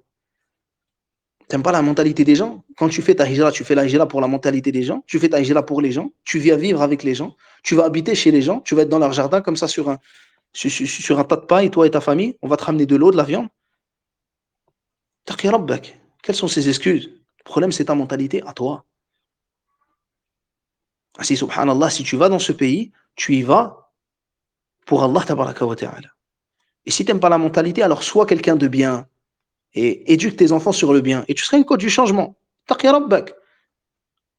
Tu fuis ce changement, tu fuis le fait d'aider les gens à changer. Wallahu musta'an. Ou ceux qui te disent il n'y a pas d'argent à faire. Et ça, les témoignages de nos frères vont, Inch'Allah, être profitables. Allahu Akbar. Comment ça, il n'y a pas d'argent à faire? Combien de gens, subhanallah, sont devenus riches dans les pays d'islam? Et combien de nos frères muhajiroun vivent beaucoup mieux que ceux qui vivent en France? Et wallahi, j'en connais à l'appel. Et quand je les vois, subhanallah, je me pose la question, est-ce que tout simplement la richesse, en plus de la richesse religieuse, elle n'est pas dans ces pays? Vous avez dans vos pays, barakallahu fikum, tout à faire maintenant. Vous avez, entre guillemets, ce qu'ils appellent l'Eldorado. Vous pouvez travailler dans ce que vous voulez de halal. Vous pouvez travailler dans toutes les conditions que vous avez en vie religieuse. Et il y a de l'argent à faire. Il y a des frères qui sont devenus riches en faisant des petits commerces de snacks et en s'agrandissant. D'autres en vendant des poissons, des choses. Jamais tu ne penserais qu'il y aurait de l'argent à faire dedans. Certains en ouvrant des petits restaurants, d'autres en travaillant dans la construction ou autre. Il y a énormément de chemins. Mais le meilleur des chemins, c'est le fait que tu restes dans un pays musulman pour ta religion. Et la richesse, elle est entre les mains d'Allah. Et au sujet de ceux qui disent, moi, je n'ai pas de nationalité musulmane, comment faire? Par le mariage. Et si tu ne peux pas par le mariage, alors tu regardes les pays musulmans qui te permettent de pouvoir émigrer là-bas. Émigrer là-bas, ça ne veut pas dire de pouvoir rester 6 mois, après tu te fais virer, la police vient chez toi, te casse ta porte et te sort de force. Mais un pays où il y a une tranquillité pour toi et ta famille, où tu sais que tu vas pouvoir habiter. Du moment que tu es clair avec les papiers, tu sais que tu vas pouvoir habiter. Ça, c'est un pays où tu peux pratiquer, où tu peux faire ta hijra. Et il n'y a aucun mal au fait que pendant un moment, tu sois dans un pays et que quand ça soit difficile, tu ailles dans un autre pays musulman. Mais au moins, au lieu de te trimballer entre un pays islamophobe et un pays un peu moins islamophobe, ben là, tu es entre un pays musulman et un pays musulman. Allah, nous connaissons des frères qui étaient avec nous en Égypte. Et lorsqu'ils se sont fait virer des convertis, lorsqu'ils se sont fait virer d'Égypte, alors que c'était des convertis plus âgés que nous, qui n'avaient pas de moyens, et qui se sont retrouvés au fin fond de certains pays, Wallahi, je les ai trouvés en bonne santé, avec même des fois un peu le ventre qui ressort. C'est qu'alhamdoulilah, ils mangent bien. Allez, barakallahu fikum. N'écoutez pas ceux qui essaient de vous décourager sur cela. Et Inch'Allah, on va essayer de faire part du témoignage de certains des participants. Je leur envoie un message, Inch'Allah. Ceux que j'ai contactés, qui lèvent la main, que je les reconnaisse, Inch'Allah. Je vous ai envoyé un message sur le groupe à ce sujet. Bi'idnillah. طيب تفضل أخي أبي ياسمين. Tu peux parler أخي. السلام عليكم ورحمة الله. وعليكم السلام ورحمة الله وبركاته. يعني ça va mon frère? وفقك الله. Ça va alhamdulillah toi mon frère. Alhamdulillah, barakallah fik. وفقك الله. Tout d'abord, barakallah fik أخي pour avoir accepté de participer à cela. Inch'Allah, il y a à peu près 5 minutes par Barakallah. participant, Inch'Allah. Inch'Allah. Qu'Allah te récompense bien. Amin. Je vais juste te poser un peu quelques questions pour encourager un peu les frères et les sœurs qui sont ici. Inch'Allah. Bi'idnillah. Et on demande à Allah Azza wa Jal que ce soit une cause de bien. Allahumma amin pour toi et l'ensemble des participants. طيب. Amin, amin. Tu es où en hijra, أخي? Moi, je suis en Tunisie à Djerba. Allahumma barik. Ça se passe bien là-bas? Alhamdulillah, c'est Nirma. Alhamdulillah. Tu peux faire ta prière tranquillement, il n'y a pas de souci au niveau de la religion. Il n'y a aucun problème. Il y a des mosquées dans tous les quartiers. Dans tous les quartiers à Djerba, il y a, on va dire, c'est des petits quartiers. Dans chaque quartier, il y a une mosquée. Alhamdulillah. Tu peux apprendre la religion comme tu en viens à tes enfants. Personne te fait de problème sur cela?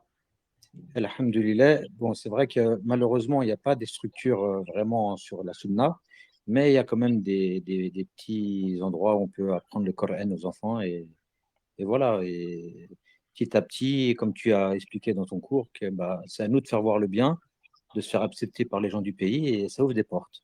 Là, Masha'Allah. alhamdulillah, il y a des frères qui maintenant, ils arrivent à faire le talawir pour le ramadan, ils aident les Masha'Allah. frères sur la sunna. Donc, Allahumma bichoué, mais avec le bon comportement, ça ouvre des portes. Allahumma barik. Est-ce que c'est accessible la hijra dans ce pays? Oui, c'est très accessible. La vie, elle est vraiment pas chère par rapport à la France. Donc, avec peu d'économies, on peut se projeter plusieurs années. Après, faut partir, faut mettre la nia et Allah, il ouvre des portes sur des choses qu'on.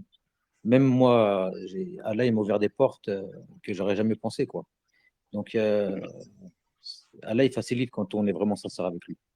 Masha'Allah, Masha'Allah. Et Allahumma barik, akhi. Et tu es là-bas, ça fait longtemps? Je suis parti en 2018. En fait, moi, ça faisait un petit moment que je voulais partir. J'avais déjà mis la nia de partir, mais je me laissais un petit peu de temps pour avoir un petit peu d'argent. Et après, ce qui m'a vraiment fait partir rapidement, c'est les enfants, en fait. C'était par rapport à mes enfants. En fait, c'était l'élément déclencheur, c'était mes enfants, parce qu'ils devaient aller à l'école. Et là, j'ai dit à ma femme, il faut vraiment qu'on parte. Et je dis, on va pas rester plus longtemps. Et donc, on est parti et Allah, il m'a ouvert des portes. À préciser que ce n'est pas l'école le problème et l'apprentissage, mais c'est certaines choses qui sont apprises à nos enfants qui peuvent poser problème au niveau religieux. Mais sinon, de base, les musulmans, ils veulent que leurs enfants étudient et qu'ils soient comme n'importe qui, par exemple, voudrait médecin ou qu'ils terminent avec de grandes études. Et au contraire, nous Exactement, sommes pour exactement. Mais sauf l'apprentissage. que moi, je voulais pas je voulais pas qu'ils aillent à l'école française avec, avec toutes les nouvelles lois qu'ils avaient mis en place. Il y avait des choses que je voulais pas qu'ils enseignent à mes enfants. Et c'était l'élément déclencheur que je savais qu'il y avait très bien dans les pays musulmans. Ils n'enseignent pas ces choses-là à nos enfants. D'ailleurs, même les juifs et les chrétiens, dans leurs écoles, n'enseignent pas ces choses qu'ils veulent malheureusement enseigner aux enfants des musulmans, qu'Allah nous préserve de cela. Et d'ailleurs, ils manifestent contre cela, les Français eux-mêmes, contre certaines de ces choses qui sont très dérangeantes Non, et non. qu'ils n'enseignaient pas par le passé. Et je pense que tout le monde sait de quoi on parle. On ne parle pas de la science en elle-même, mais on parle des choses qui rentrent dans les mœurs directement des enfants. Exactement. Et au niveau des reconvertis, il n'y a pas de souci pour habiter là-bas? Bah écoute, non, il n'y a pas de souci pour le reconverti. Il y a beaucoup justement, il y a beaucoup de reconvertis. Il y a même carrément des couples reconvertis. Bon, il y a juste un petit problème, c'est par rapport aux papiers. C'est un petit peu difficile pour avoir les papiers, la carte de résidence. Donc, il y a deux solutions. C'est soit tu vas au poste de police, ils te donnent une carte de résidence provisoire de 3 mois que tu peux renouveler autant de fois que tu veux. Mais c'est pas, on va dire, c'est pas un papier, c'est pas une carte d'identité vraiment qui te laisse la possibilité de rester plusieurs années dans le pays. Après, si toi, tu as besoin de sortir du pays, eh ben, une fois que tu as dépassé les 3 mois pour un reconverti, eh ben, tu dois payer une amende de 20 dinars par semaine. Donc, on va dire, bah, si tu dois rester un mois supplémentaire après les 3 mois, eh ben, ça te coûte 80 dinars. En euros, ça fait combien? 80 dinars, ça fait une vingtaine d'euros. Allahu Akbar. Jazakallahu khairan. Mais voilà, après, ils sont pas trop regardants s'ils te connaissent. Si, voilà. Et moi, je sais qu'il y a des frères qui n'ont pas la résidence. Et voilà, ils ont une carte de résidence provisoire. Et voilà, ils arrivent à sortir, à rentrer mais parce qu'ils les connaissent. Voilà. Donc, en fait, si tu as une bonne relation avec le commissariat de ton quartier, normalement, il n'y a pas de raison qu'il te pose de problème. Et puis voilà, après, comme je t'ai dit, le bon comportement t'ouvre des portes. Alhamdulillah. Et dis-moi, Akhi, au niveau de la vie de manière générale, ça revient à combien par mois pour quelqu'un qui vit normalement, yani, sans excès, sans se priver? Bah après, on va dire qu'il y a quand même pas mal de frères qui ont fait Hijra en Tunisie à Djerba. Ils ont acheté un bien. Donc, bah déjà, quand tu n'as pas le loyer, bah déjà, tu n'as pas beaucoup de choses à payer. Après, celui-là qui veut, par exemple, qui n'a pas les moyens de s'acheter un bien tout de suite, il peut trouver des appartements pour 150 dinars, voire 200 dinars. Bon, après, c'est chacun ses moyens, tu vois. En Après, euros, ça fait combien? on va dire, allez, pour 50, 60 euros, tu peux trouver quelque chose. Masha'Allah. Allahumma Mais barik. après, voilà, celui-là qui a un peu plus de moyens, il peut trouver une maison avec piscine, parce que Djerba, quand même, c'est une île, donc il fait relativement beau toute l'année. Après, on va dire que après, c'est toi et ton budget, mais pour 1000 dinars, tu peux avoir une maison avec une piscine, ce qui représente à peu près allez, 250 euros. Allahumma barik. Taïb, Akhi. 250 euros, 300 euros. Après bah, niveau nourriture, bah, la nourriture, elle n'est pas chère en Tunisie. Allahumma barik. T'en as pour combien à Et peu près par mois pour la nourriture? Une personne standard, yani. on va dire une grande famille peut aller, si vraiment elle ne fait pas d'excès et tout ça, je pense que pour 300 euros, elle peut s'en sortir. Allahumma barik. Allahumma Mais barik. elle Allah vit vraiment bien. Elle vit vit, très bien, hein. elle On vit parle pas très de très bien quelqu'un avec qui 300 est. euros. On va Non, dire, mais avec 300 euros, elle vit très très bien. ça, bien sûr, c'est selon l'avis du frère. Yani, les choses peuvent changer en fonction des gens, de comment vivent les gens. Barakallahu fikum, c'est important de comprendre cela. Yani, de manière générale, alhamdoulilah, tu as rencontré de grandes difficultés là-bas où ça va, alhamdoulilah, sans trop de problèmes? Non, sincèrement, alhamdoulilah, moi, comme je te dis, du moment où tu pars vraiment et tu fais. En fait, faut vraiment. En fait, la hijra, c'est compliqué parce que c'est vrai que malheureusement, en France, on a nos habitudes. Il y a des choses que bah, c'est dur à quitter. Mais une fois que tu mets vraiment la sincérité et tu mets vraiment ta confiance en Allah et que tu sais pourquoi tu pars, sincèrement, Allah, il facilite. Sincèrement, il facilite. Moi, franchement, je suis parti, j'avais peur de plein de choses et toutes mes craintes, elles sont parties quand j'étais là-bas. Parce que déjà, bah, tu vois, tes enfants, ils sont épanouis. Moi, ma fille, elle met le foulard depuis qu'elle est partie là-bas. Elle a quel âge, ma fille, maintenant? Elle a 9 ans, ça fait 2018. Depuis 2018, elle met le foulard là-bas. Tes enfants, ils peuvent aller à la mosquée avec toi sans aucun problème, il n'y a Et, et, personne qui te regarde. À et- l'école, elle et- peut mettre le foulard, ils peuvent prier à l'école. Donc, c'est une nirma, en fait. Donc, toutes tes craintes que tu as, elles se remplacent par des choses que tu voulais qu'il y ait en France et qu'il n'y a pas, en fait. Allahumma barik, Allahumma barik. Et est-ce que tu Mm. regrettes yani, ta hijra? Oh non, surtout pas. Pour rien au monde, je retournerai en France, sincèrement, et je demande à Allah qui m'accorde de finir ma vie dans un pays musulman, que ce soit en Tunisie ou ailleurs, mais je demande à Allah qui me laisse dans un pays musulman, que je ne retourne Ya, pas en France ou dans un autre pays qui n'est pas musulman. Parce que quand on Allahumma goûte à barik. un pays musulman, c'est sûr qu'il y a des craintes, il y a beaucoup de choses. La mentalité des gens, c'est pas la même et tout ça. Mais en fin de compte, comme tu dis, on fait la hijra pour nous déjà, pour Allah, et pas pour les gens. Allahumma barik, akhi, Allahumma barik. Barakallahu fik, akhi al-Karim, pour ton témoignage. Frère, Wa c'est un fik converti, barakallah. donc c'est un témoignage qui est important. Allahumma barik. Un autre frère aussi qui est de Tunisie, est-ce qu'il est là? Un ancien compagnon d'études à moi, est-ce qu'il est là? Lève la main, que je te reconnaisse. Barakallahu fik. Jazakallahu khairan, Biasmin. Amin, barakallah fik, akhi. Barakallah. Je quitte. طيب Naïm, Naïm, il n'est pas encore là. طيب, on va prendre Saad alors. Tfaddal, akhi. Tu peux parler, akhi Saad. Tu es là? Akhi Saad? السلام عليكم. عليكم السلام ورحمة الله. مرحبا أخي، مرحبا. حفظك الله. حضرتك تمام؟ الحمد لله. بارك الله فيك أخي. الحمد لله. وفقك الله.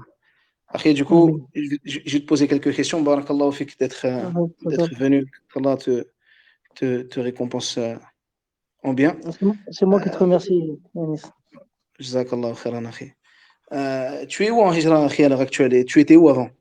Moi, je suis actuellement en Égypte depuis 3 ans et demi. Avant l'Égypte, j'ai fait 4 ans au Sénégal. Donc, ça fait maintenant 7 ans que j'ai quitté la France, que, bifadlillah azza wa jal, j'ai pas mis les pieds en France depuis 7 ans, alhamdulillah.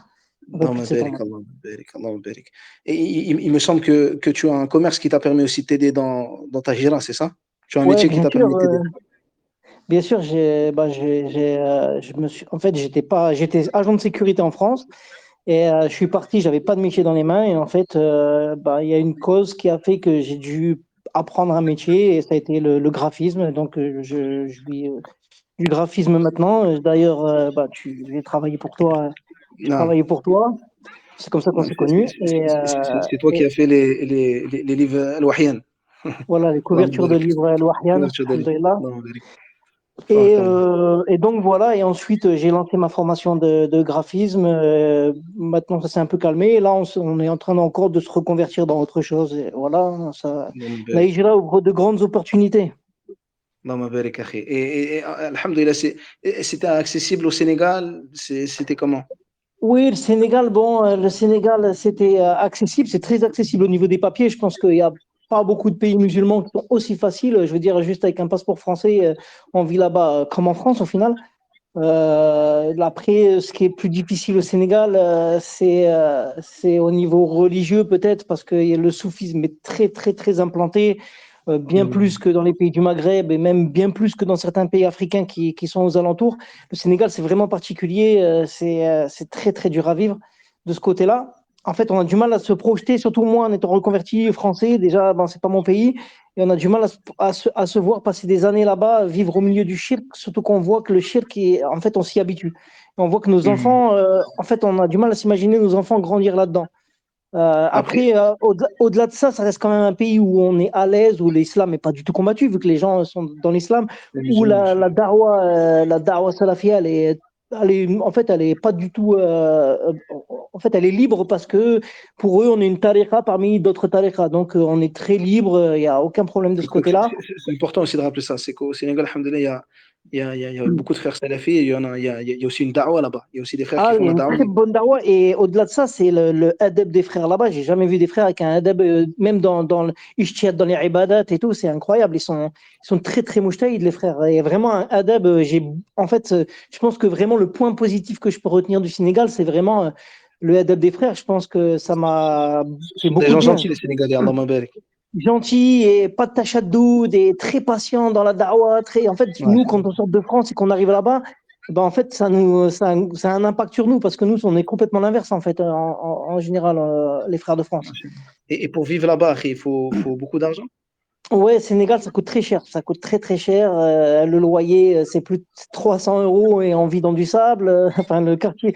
Ouais, Mhm. c'est vraiment cher pour ce que c'est, en fait. Il y a très peu d'infrastructures. Les enfants, il y a très peu de choses à faire et ça coûte cher. Donc, Ça coûte cher, donc vraiment. tu conseilles pour celui qui va là-bas et qui justement veut profiter de la facilité des papiers, tu conseilles que le frère ait de l'argent, alhamdoulilah, avec lui. Ouais, ouais, bien sûr. Soit, en fait, moi, ce que je Un conseille même travail.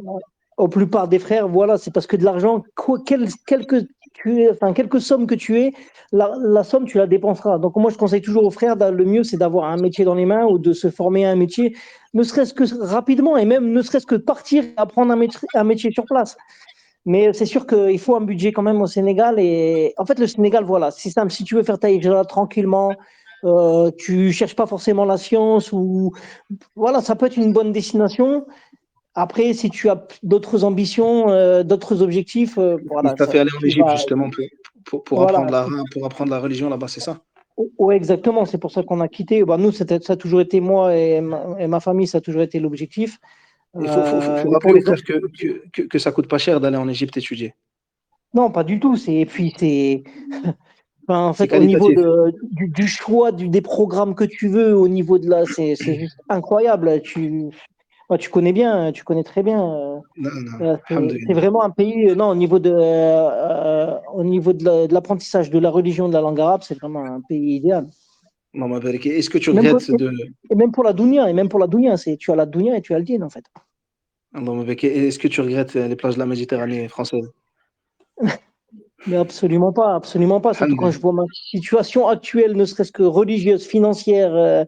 J'ai fait des salaires à une certaine période que n'importe quel Français de France se rêverait d'avoir. Là, ça s'est un peu calmé, mais j'ai eu Maman Barik. absolument pas, absolument pas. Allahumma barik, akhi. Qu'Allah t'enrichisse, akhi. Qu'Allah enrichisse tous nos frères Amin. et toutes nos sœurs qui Amin. veulent faire la hijra. Allahumma amin, ya Rab. Mais Jazakallahu khairan, akhi Saad. Mais voilà, Barakallahu juste pour fik. finir, il Dis-moi. peut y avoir une petite partie des fois, il peut y avoir des choses, c'est normal, il y a des choses qui peuvent nous manquer de la France, des habitudes qu'on a pu avoir, des petits plats, la famille aussi, la famille, mais en soi, le système français, Le fromage. voilà, le fromage, la raclette, mais en soi, le système français et toute cette prison-là dans laquelle on vit quand on est là-bas, ça me manque absolument pas, mais absolument pas. Voilà. Alhamdulillah, Allahu Akbar. Jazakallahu khairan, akhi. Barakallahu fik, akhi Saad. جزاك Akramakallah, akhi. حياك الله امين وإياك. Akramakallah, hafizakallah. Salam alaikum. Le frère ELF Construction. Marhaba, akhi. Je crois que c'est ça, hein. Je crois que. Tfadal. Normalement, tu peux parler, akhi. Et ouais, akhi. Oui, c'est bon. J'ai activé, c'est bon. Salam alaikum wa Taïb. rahmatullahi wa barakatuh. C'est le frère au Maroc, c'est ça? Exactement, exactement. Marhaba, mon frère. Marhaba. Tfadal, akhi. Marhaba. Comment ça se passe là-bas? Alhamdulillah, tout va bien? Alors, tout va bien, Khir Karim. Après, moi, le Maroc, c'était pas mon premier pays, comme tu as expliqué un peu dans le cours, Allah Moubarak. Ma première hijra, je l'ai faite en Égypte, à Alexandrie. D'accord.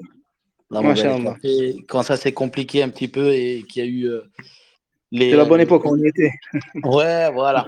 J'ai réémigré, alhamdoulilah, d'un pays musulman vers un autre pays musulman et j'ai atterri au Maroc. Et je suis d'origine marocaine. Mais ma première hijra, j'avais choisi l'Égypte. Et donc, je suppose que pour un Marocain, c'est facile, alhamdoulilah, d'habiter là-bas, mais pour un converti aussi, il y a des facilités? Mais énormément. Après, moi, mon épouse, elle n'est pas marocaine. Donc, j'ai eu droit aussi à cette phase de papier, de sortie de territoire tous les 3 mois, tu vois, avant de pouvoir faire c'est fini maintenant, c'est ça? les papiers. Ouais, alhamdoulilah, alhamdoulilah, alhamdoulilah. Il y a beaucoup de convertis. Après, faut savoir que le Maroc, alhamdoulilah, c'est un pays très ouvert, tout près de l'Europe, comme la Tunisie. Et c'est très facile pour les convertis, car il y a énormément d'étrangers qui vivent au Maroc. Alhamdulillah. Et alhamdulillah, le peuple, c'est connu pour être un peuple accueillant? Ou ça, alhamdulillah, au niveau des comportements, très très bien au niveau des comportements, Allah Moubarak, que ça soit des policiers, quand tu te fais contrôler, tu es accueilli avec salam alaikum, Allah ya'awnek, Allah yasahal, Allah yarham walidin, des mots extraordinaires. Tu vois, tu n'as pas peur d'être maltraité ou d'être agressé ou par un simple contrôle de te retrouver au commissariat. Je parle de ça car moi, ça va faire 10 ans, tu vois. Alhamdoulilah, maintenant, ça va faire 10 ans que j'ai fait la hijra, Allah Moubarak. Et j'ai des enfants qui sont assez grands. C'est pour ça que je permets de parler de ça. Et j'ai mon plus grand qui a 19 ans et qui est retourné en France. Il faut savoir que j'explique beaucoup à mes enfants. J'ai plusieurs enfants. Je leur ai expliqué qu'avec leur mère, ils ont subi notre choix, le choix de faire la hijra. Et on leur a beaucoup parlé de la religion, pourquoi on est parti, et qu'on leur apprend ça, et qu'ensuite, arrivé à un certain âge, ils devront prendre leurs propres décisions et de suivre, de faire leurs choix qui répondront dans cette vie-là et devant Allah Azza wa Jal. Et nous, notre fils, il a décidé de rentrer en France et il est revenu. Et alhamdoulilah, je remercie mon Seigneur. Et il a fait sa propre hijra de par lui-même. Il est resté 8 mois en France. Il n'a pas pu rester un seul instant là-bas. Alhamdoulilah. Alhamdoulilah. Et ça, c'est très important. Pourquoi je dis ça? C'est vraiment pour dire qu'une fois que tu fais ta hijra et que tu commences à vivre comme le peuple, tu ne peux plus, c'est pour ça, ça va répondre aussi à une des questions que tu posais, tu ne peux plus avoir une seule envie de retourner en France ou en Europe, mais alors là, pas une seule seconde. Il n'y a vraiment rien qui nous manque là-bas, à part nos familles et qui viennent nous rendre visite. Mais vraiment. C'est facile pour eux, Allah Moubarak, c'est facile pour eux de vous rendre visite, il n'y a pas de souci. Exactement, c'est vraiment facile, les billets, ils ne sont pas chers. C'est vrai que le Et la vie, Maroc, ça la reste un vie de pays manière très générale. facile. La La vie de vie, manière elle est chère. générale, tu peux vivre avec 20 dirhams, avec 2-3 euros la journée. Tu vois ce que je veux dire ou Allah, pas? Allahumma barik. Mais là, je parle. Après, je suis peut-être dans des extrêmes ou quoi que ce soit, mais j'ai Et en beaucoup plus, c'est d'amis. bon. Hein? Et en plus, c'est bon. Ouais, ouais. Allahumma barik. On a un Que la petit peu la préserve bidoche, sur on le essaie de le cacher de temps en temps. Mais Allahumma barik. j'ai beaucoup d'amis qui ont tout type de vie sociale. Et Ah, ça, il me semble que ça a coupé un peu. Ou peut-être que c'est de mon côté. tout le monde s'en Tfadal, akhi. sort correctement. Oui, tout le monde s'en sort correctement. Tout le monde est content. Allahumma barik. Franchement, je vous souhaite à tous ceux qui nous écoutent, franchissez le pas. Et je vous jure, subhanallah, Allah Azza wa Jal, je vous dis ça et j'ai les émotions. Parce que Allah Azza wa Jal, il ne nous a pas abandonnés. Vous voyez, quand il y a des personnes, quand tout à l'heure on a écouté une personne qui a dit qu'il est rentré plus pour les enfants, mais au début il était en train d'économiser de l'argent. Je suis rentré au Maroc avec une certaine somme vraiment assez importante. J'ai tout perdu. J'ai tout perdu. Et c'est pas pour autant que je suis reparti. J'ai recommencé à zéro grâce à Allah. Et Allah Azza wa Jal, il nous a ouvert des portes par que jamais on aurait pu imaginer. Et subhanallah, et encore, nous, il y a 10 ans qu'on a fait l'Aïsa, c'était très difficile parce qu'on avait tout le monde contre nous. On avait nos familles, nos amis. Vous inquiétez pas, dans 6 mois, vous rentrez. Vous allez voir, vous êtes des fous. Alors qu'aujourd'hui, il y en a qui nous appellent, disent mais oh, vous étiez des visionnaires, on veut tous partir. Et bah, partez, partez.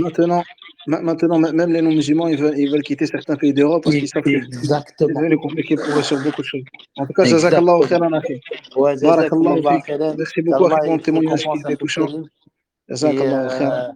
Et plaçons notre confiance en Allah Azza wa Jal. On ne sera jamais déçus. Jamais, jamais, jamais, jamais. Alhamdulillah, alhamdulillah.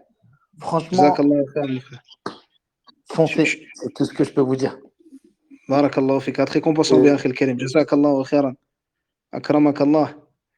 Je vais prendre le frère Baram tout à l'heure, ce qui est là.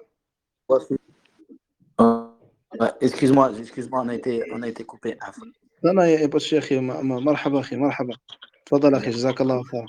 Ouais, Jazak. En tout cas, Excuse-moi, akhi, j'ai coupé avant que tu aies fini. Je suis désolé, akhi. Je pensais que tu avais fini. Tfadal, akhi Bayram. Assalamu alaikum. Salam wa rahmatullah. Barakallahu fik. Tu es où ton hijra, akhi? Alors, moi, je suis en Turquie. Ça fait à peu près 6-7 ans. J'habite dans la ville de Kayseri. C'est dans le centre de la Turquie. Allahumma barik. Alhamdulillah, ça se passe bien là-bas? Alhamdulillah, ça se passe bien. En fait, mon témoignage, ça ressemble beaucoup aux frères précédents. Tout ce qu'ont dit les frères précédents, je peux dire qu'ils ont raison à 100%. Donc, alhamdulillah, ça se passe bien. Au début, on a beaucoup de craintes, mais en fait, quand on arrive sur place, on se rend compte que c'était pas justifié. Et c'est surtout Shaitan qui te fait peur pour ne pas que tu fasses ce grand pas. Allahu Akbar. Et comment c'est au niveau de la vie, du coût de la vie là-bas? Est-ce que c'est accessible au niveau des papiers? Alors déjà, pour l'accessibilité, venir en Turquie, c'est simple. Même une simple carte d'identité, ça suffit. Par contre, pour vivre à long terme, malheureusement, moi, je déconseille à tous ceux qui ne sont pas turcs de venir faire la hijra en Turquie. En tout cas, pas actuellement. Parce que pour vivre en Turquie, il faut faire une demande de visa. Et en ce moment, c'est souvent refusé. Et même si c'est accepté pour une durée de 1 an. Et au bout d'1 an, on ne sait pas en fait si ça serait accepté ou refusé. Donc pour ceux qui veulent un projet à long terme, moi je déconseillerais à ceux qui ne sont pas turcs. Par contre, ceux qui sont turcs ou qui sont mariés à une personne turque, il n'y a aucun problème. Allahumma barik, akhi. Allahumma barik. Et ça revient à combien à peu près au niveau à l'année, enfin en termes de mois, pardon? Le coût de la vie, alors pour une personne qui vit seule, je pense qu'il va payer à peu près 200 € de loyer pour un appartement correct. 200 € de loyer, et puis pour le coût de la vie, peut-être 200 €. Donc ça fera 400 €. Et pour une famille, disons une famille avec 2 enfants, le loyer sera dans les 300-400 euros. Et puis peut-être il aura besoin de 400-500 euros en plus pour toutes les autres dépenses. Et au niveau de la pratique religieuse, il n'y a pas de souci, tu peux pratiquer normalement. Oui, alhamdoulilah, il y a aucun problème. Par exemple, pour le port de la barbe ou le voile, par exemple, pour nos sœurs qui portent le niqab, il n'y a pas de problème. Avant, il y en avait beaucoup, pour ceux qui connaissent l'histoire de la Turquie. Mais depuis une dizaine d'années, voire 15 ans, il y a plus aucun problème de ce côté-là. On peut vivre notre croyance, il n'y a pas de problème. On peut prêcher au tawhid, il n'y a aucun problème. Par contre, bien sûr, la Turquie, c'est un pays qui revient de très très loin. Et donc, la majeure partie des personnes, malheureusement, niveau religion, ils connaissent pas grand-chose. Ils sont ignorants, donc faut les éduquer petit à petit, en fait.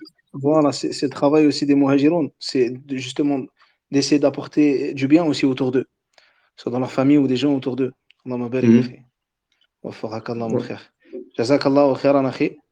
Je vais passer au frère Abou Abdillah, c'est un des frères qui était prévu dans la liste. Attendez, excusez-moi juste. Le frère Naïm, il est là, Naïm Abou Ruqayya.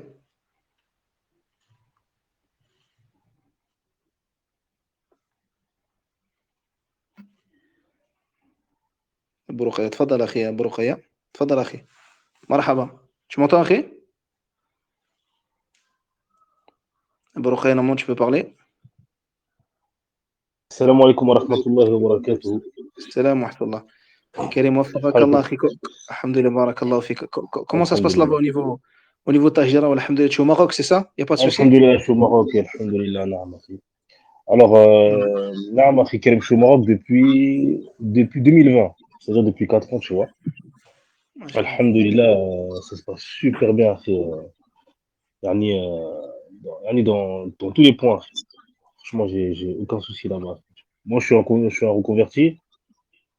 Donc ouais alhamdoulilah je suis en reconverti donc يعني pour ceux qui ont des craintes etc. Non alhamdoulilah tout se passe très bien.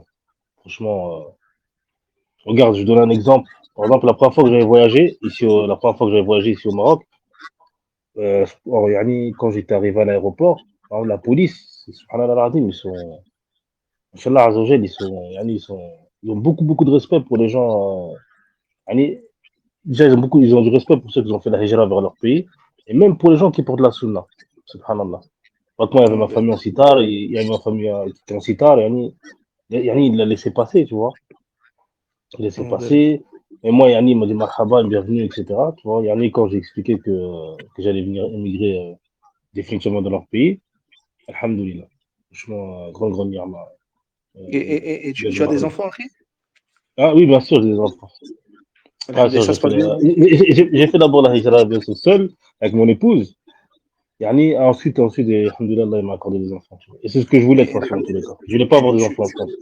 Tu vois ton avenir dans ce pays ou dans un autre pays musulman où tu aimerais rentrer Alhamdoulilah, franchement, pour l'instant, je suis bien ici, comme je dis, dans tous les points. J'ai pas quelque chose qui me permet de voir, qui me donne envie de partir, en fait. Pas quelque chose qui me donne envie de partir pour l'instant. Dans tous les points, c'est alhamdoulilah. Je fais un peu plus court avec toi, comme il y a déjà eu un frère marocain. Jazakallahu khairan akhi Abou Ruqayya, karamak Allah. Je vais prendre le frère Naïm. Waffaqak Allah mon frère, jazakallahu khairan. Anta jazakallahu khair. ايوا اخي نعيم مرحبا. السلام ورحمة الله. السلام ورحمة الله يا صاحبي كيف حالك بخير؟ بارك الله فيك الله يحفظك يا أخي. بارك الله فيك. Toi tu as Djerba aussi c'est ça? بارك الله نعم. Après avoir mangé tous les kebabs d'Alexandrie, tu as voyagé. Après avoir kebabé tous les nouveaux. Voilà, khalas. Allahumma barik, Allahumma barik. Et du coup, tu es là-bas, ça se passe bien, alhamdoulilah? نعم ça se passe très bien alhamdulillah rabbil alamin akhi. Comme il a dit le frère Abou Yasmine juste avant ça se passe très bien alhamdulillah. Alhamdulillah. Je sais pas trop quoi rajouter de plus que ce qu'a dit le frère, à part que peut-être revenir sur ce qu'ils ont dit les frères précédemment. ou ce que tu as dit toi plutôt, que les muhajirs, ils ont un énorme rôle à jouer par rapport à la da'wa salafiyya dans les endroits où ils vont s'installer. Parce on atterrit dans des pays où, quand il n'y a pas l'ilm, je veux dire, que ce soit la Tunisie, le Maroc ou la Turquie, peut-être un peu moins pour l'Égypte où la da'wa elle est répandue, mais dans nos pays, en tout cas, qui sont partagés entre les tekfiris, entre le soufiyya, l'ibadiyya, tu peux trouver même la da'wa d'établir, elle est très répandue ici aussi. Et l'ibadiyya, elle est répandue à Djerba aussi. C'est aussi notre rôle d'essayer même avec un bon comportement, tu vois, pas forcément avec des usul ilmi ou quoi que ce soit, tu vois, mais avec un bon comportement et, euh, leur enlever l'image tu vois, l'image qu'ils ont, certains awam ici, tu vois, du barbu qui est dans son coin seul et qui parle à personne, qui a toujours les sourcils français. Leur enlever cette image-là et voilà, Khel Karim. Et juste avec le comportement, essayer de répondre à cette da'wah. Est-ce que tu as un autre conseil à donner Barakallah fik. au frère qui veulent faire la hijra là-bas? Et à Djerba, Non. De manière générale. si j'ai un conseil, de manière générale, Non. et qui est tawakkal ala Allah, akhi. Je vais revenir sur ce qu'ont dit les frères, voilà, qu'on placer sa confiance en Allah Azza wa Jal. Allahumma barik, Allahumma barik. Jazakallahu khairan, akhi. À savoir que toi, tu es un ancien étudiant qui était à l'époque, Jazakallah. au début de mes études moi-même en Égypte. Donc, ça remonte Allah mustaan. à plus de 10 ans maintenant. Allahumma barik, akhi. Et yani, walhamdulillah, le fait que tu sois parti aussi en Égypte ne t'a pas empêché après de pouvoir partir en hijra. Il y a des frères, des fois, qui se posent la question, ils se disent, si je pars dans tel endroit pour apprendre la langue arabe, et après je vais dans un autre endroit, comment faire? Alhamdulillah, Allah t'a malgré tout facilité, tu as pu aller là-bas, tu as pu après aller faire ta hijra là-bas, alhamdulillah. Alhamdulillah. Wafaqak Allah, jazakallahu khairan, akhi, pour ce conseil. Il reste un frère, je sais pas s'il est là, le frère Mehdi. Est-ce qu'il est là ou est-ce qu'il est pas là? S'il est pas là, je vais faire aussi moi-même. طيب. طيب, au niveau barakallahu fikoum de l'Algérie, parce que comme vous savez, je suis algérien et alhamdulillah, ma famille est en Algérie et énormément de mes amis aussi. Alhamdulillah, c'est aussi un pays qui est accessible parmi les pays. Je voulais pas l'oublier parmi les pays. Yani. Un pays où, bifadla azza wa jalla, la da'wa salafia est forte, où il y a beaucoup de salafis de la sunna et où les gens ils aiment la religion. Où il y a, lorsqu'il y a des assises avec les savants, des milliers de personnes qui s'assoient devant le savant, subhanallah. Et d'ailleurs, ce pays, en termes de religiosité, a eu plusieurs éloges. Énormément d'étudiants de ce pays sont présents dans les endroits où on a étudié, comme les Libyens ou les Marocains ou autres. Je vois le frère Abou Abdillah, par doute, est-ce que c'est Mahdi? Sinon, je vais devoir fermer. Fadal Mahdi. Si c'est toi, marhaba. Je t'autorise à parler si c'est toi. Non, tu arrives à parler?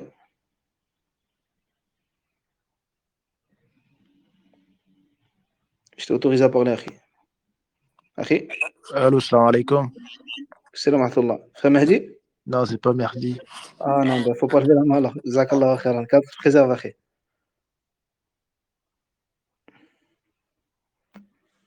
Excusez-moi juste que le frère justement me contacte. Lève la main, akhi. Barakallahu fik. J'ai déjà prévu les témoignages, c'est pour ça que je lève pas, j'autorise pas tout le monde. Hein. Ça rien de lever la main si c'est pas prévu au préalable. Frère Mahdi, tu es là, faut que tu lèves la main pour que je puisse accéder. Ton témoignage il est important aussi.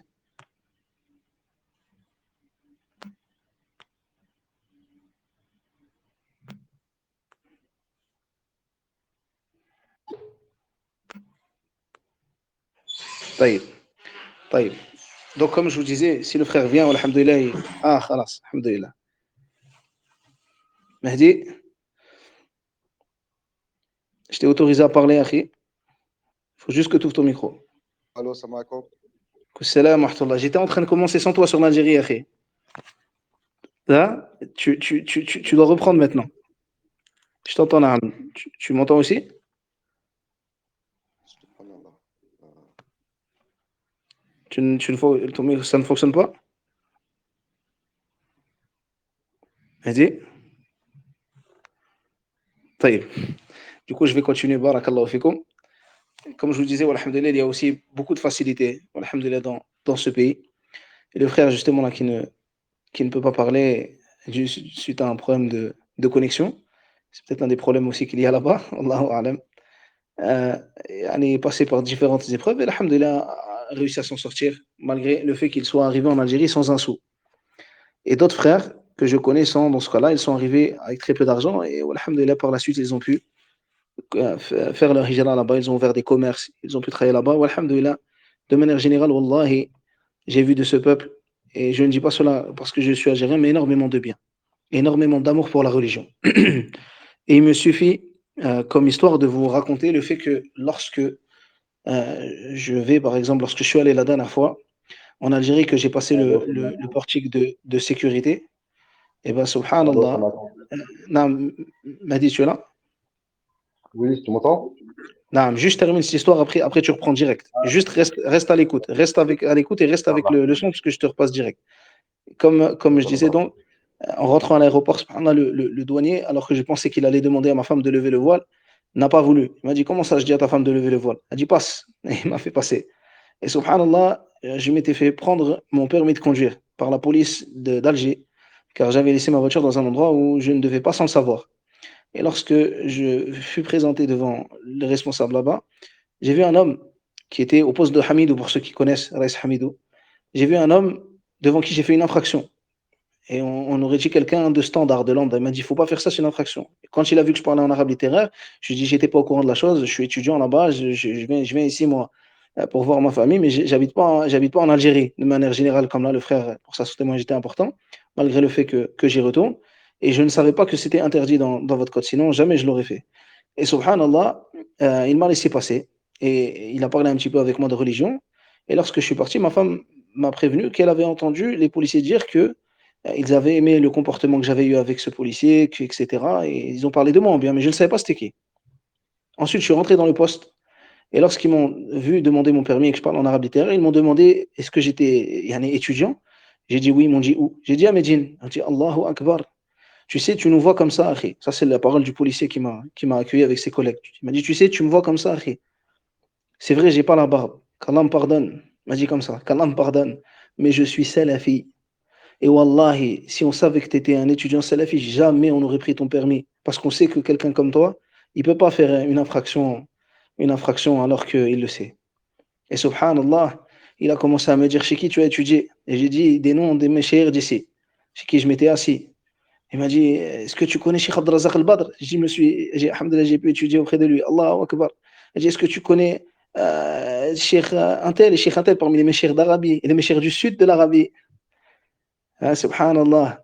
Et lorsque je suis sorti, et que, subhanallah, après avoir échangé le contact avec ce responsable, et que je suis sorti, j'ai vu un homme vers qui je suis passé, il m'a dit Salam alaikum, alors, tu as pu récupérer ton permis? Wallah, je suis désolé d'avoir pris ton permis. Enfin, qu'on ait pris ton permis. Wallah, ya akhi. Je l'ai regardé comme ça, et en fait, c'était le gardien qui était devant, qui n'était pas habillé, parce qu'en fait, c'était le commandant de là-bas, qui n'avait pas encore mis ses grades sur ses habits. Et c'était le commandant du poste de police. Et regardez comment la police traite, subhanallah, la police ou l'armée de manière générale, comment traite le peuple. Et c'est des choses que j'ai pu témoigner de moi-même de ce noble comportement qu'a ce peuple et cet amour qu'a le peuple algérien pour la religion d'Allah Azza wa Jal. Et donc je conseille à tous les Algériens, ceux qui ont les papiers du pays, et d'ailleurs c'est la meilleure chose pour la hijra, c'est d'avoir les papiers du pays. C'est le plus sécuritaire pour toi, pour pouvoir préserver ta hijra, c'est justement d'aller là-bas, que ce soit pour la religion ou pour la vie d'ici-bas, il y a tout à faire. Il y a tout à faire. Allahu Akbar. Tfadal Mahdi, justement, je te laisse prendre le relais, tu es là? Bon, alhamdulillah. Mahdi, Salam alaikum, tu marham. m'entends? Salam wa rahmatullah. Mahdi, parle-nous un peu de la hijra en Algérie, tout ce qui est en rapport mondain, tout ce qui est en rapport avec ce que tu as pu voir, par quoi tu as commencé aussi. Parce que tu as une histoire Allez, atypique où c'était, je crois, sans rien presque. allez, bah, il a très bien résumé, machallah. Non, bah, Allah barik. alhamdulillah, akhi, barakallahu pour ton rappel sur la Gérard, barakallahu fik. On en a besoin, akhi, même nous qui sommes par ici, on a toujours besoin. Fik barakallah. Donc, alhamdulillah, l'Algérie, bah voilà, c'est comme tu as dit, akhi, machallah, il y a beaucoup, beaucoup de bienfaits que, subhanallah, c'est impressionnant. Et moi, vraiment, l'anecdote, c'est que moi, je suis venu une fois en Algérie, j'avais 6 ans, je suis plus revenu jusqu'à 36 ans.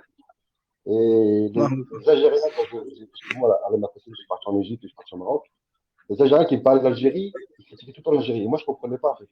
Et c'est les convertis qui me disaient, Marie, t'es Algérien, va en Algérie. Et moi, j'étais là, je avec les papiers, à chaque fois, c'est devenu de plus en plus difficile. Je pense que toi, tu as connu aussi, on était parti en 2008, quand on partait en Égypte, c'était facile d'avoir des Ikama, Maroc, c'était pareil. À ce moment-là, plus le temps il avançait, bah, plus c'était compliqué, quand tu n'étais pas du pays. Et ce là moi, c'est un converti qui est venu en Algérie, c'est un converti. Il m'avait pas plusieurs convertis qui me conseillé l'Algérie. Mais après, bah, alhamdoulilah, aujourd'hui, j'ai pas regretté, mais pas de la Azawajal. C'est impressionnant, après, c'est impressionnant. Déjà, au niveau de la Dawah Salafia, les Algériens, déjà, sont connus pour aimer la religion.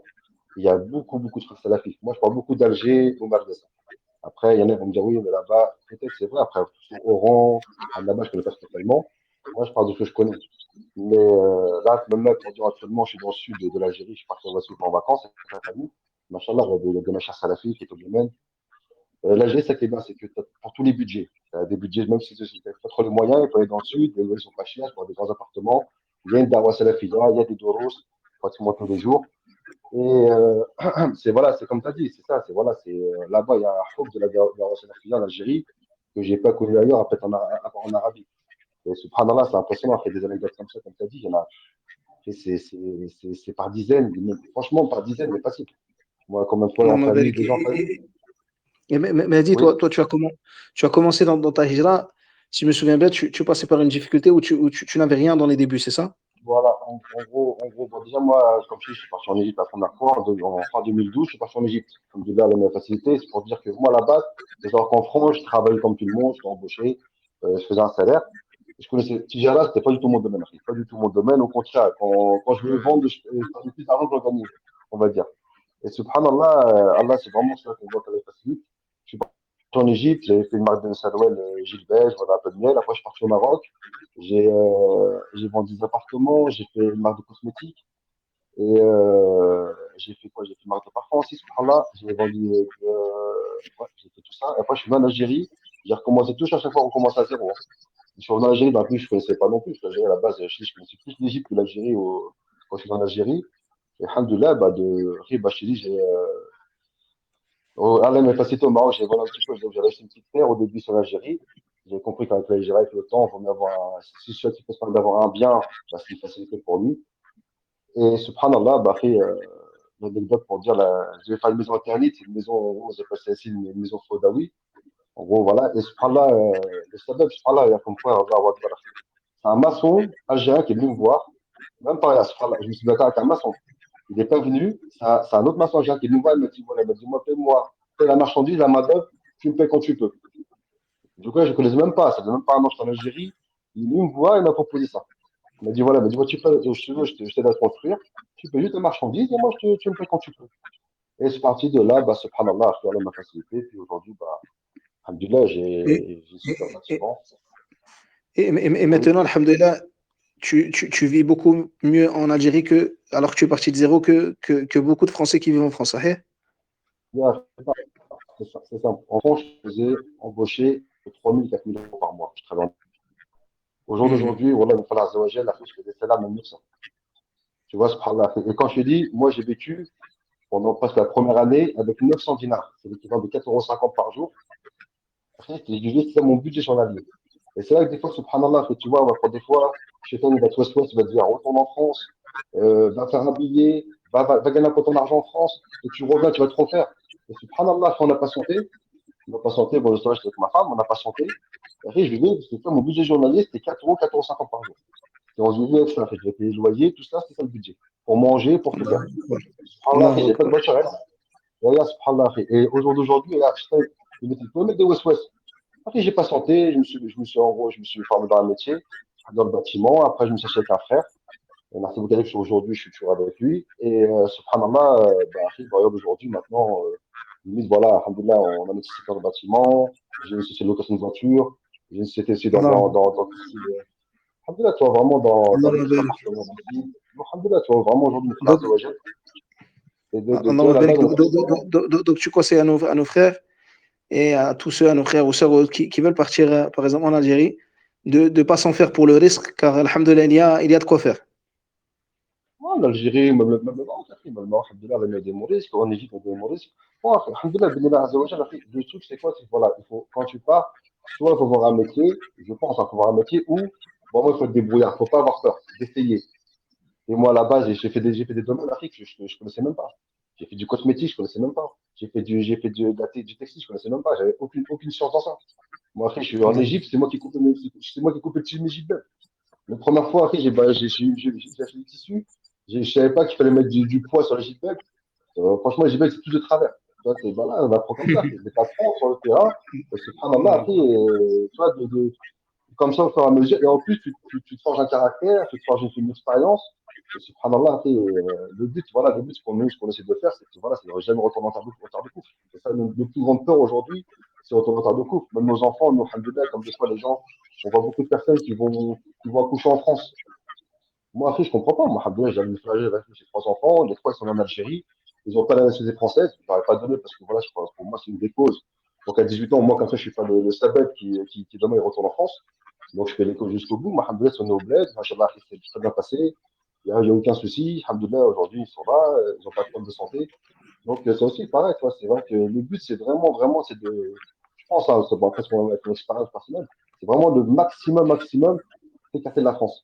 Même subhanallah, moi, pour dire, j'étais la cause que mes parents, mes frères et sœurs, ils ont fait les papiers algériens. Alors qu'ils ne peuvent même pas l'Algérie avant. Mashallah. Allah barik. Donc, toi, donc, alhamdoulilah, tu conseilles à tous les gens d'aller là-bas. Et est-ce que tu regrettes de la France, du coup? Conseil à tous les gens, celui-là qui est vraiment pour les non-algériens, c'est quand même un peu difficile. Après, surtout, c'est les deux, ils sont étrangers. C'est très, très difficile. Maintenant, alhamdoulilah, on connaît des frères qui sont, les deux sont étrangers, qui ont les papiers aujourd'hui, qui ont fait des sociétés. Mais voilà, il faut passer par la société. Voilà, il faut être patient. Il faut être patient, faire beaucoup d'allers-retours. S'ils sont un peu pressés, je les conseille peut-être des pays comme le Maroc ou l'Égypte qui sont peut-être plus accessibles pour eux. Moi, c'est mon avis personnel. Après, tu as vu, alhamdoulilah. Eh, non, Maintenant, pour de des toute manière, Algériens, après, depuis tout à l'heure, c'est des avis personnels. C'est possible que certains ne soient pas d'accord avec les avis des frères. C'est juste à titre C'est ça. informatif.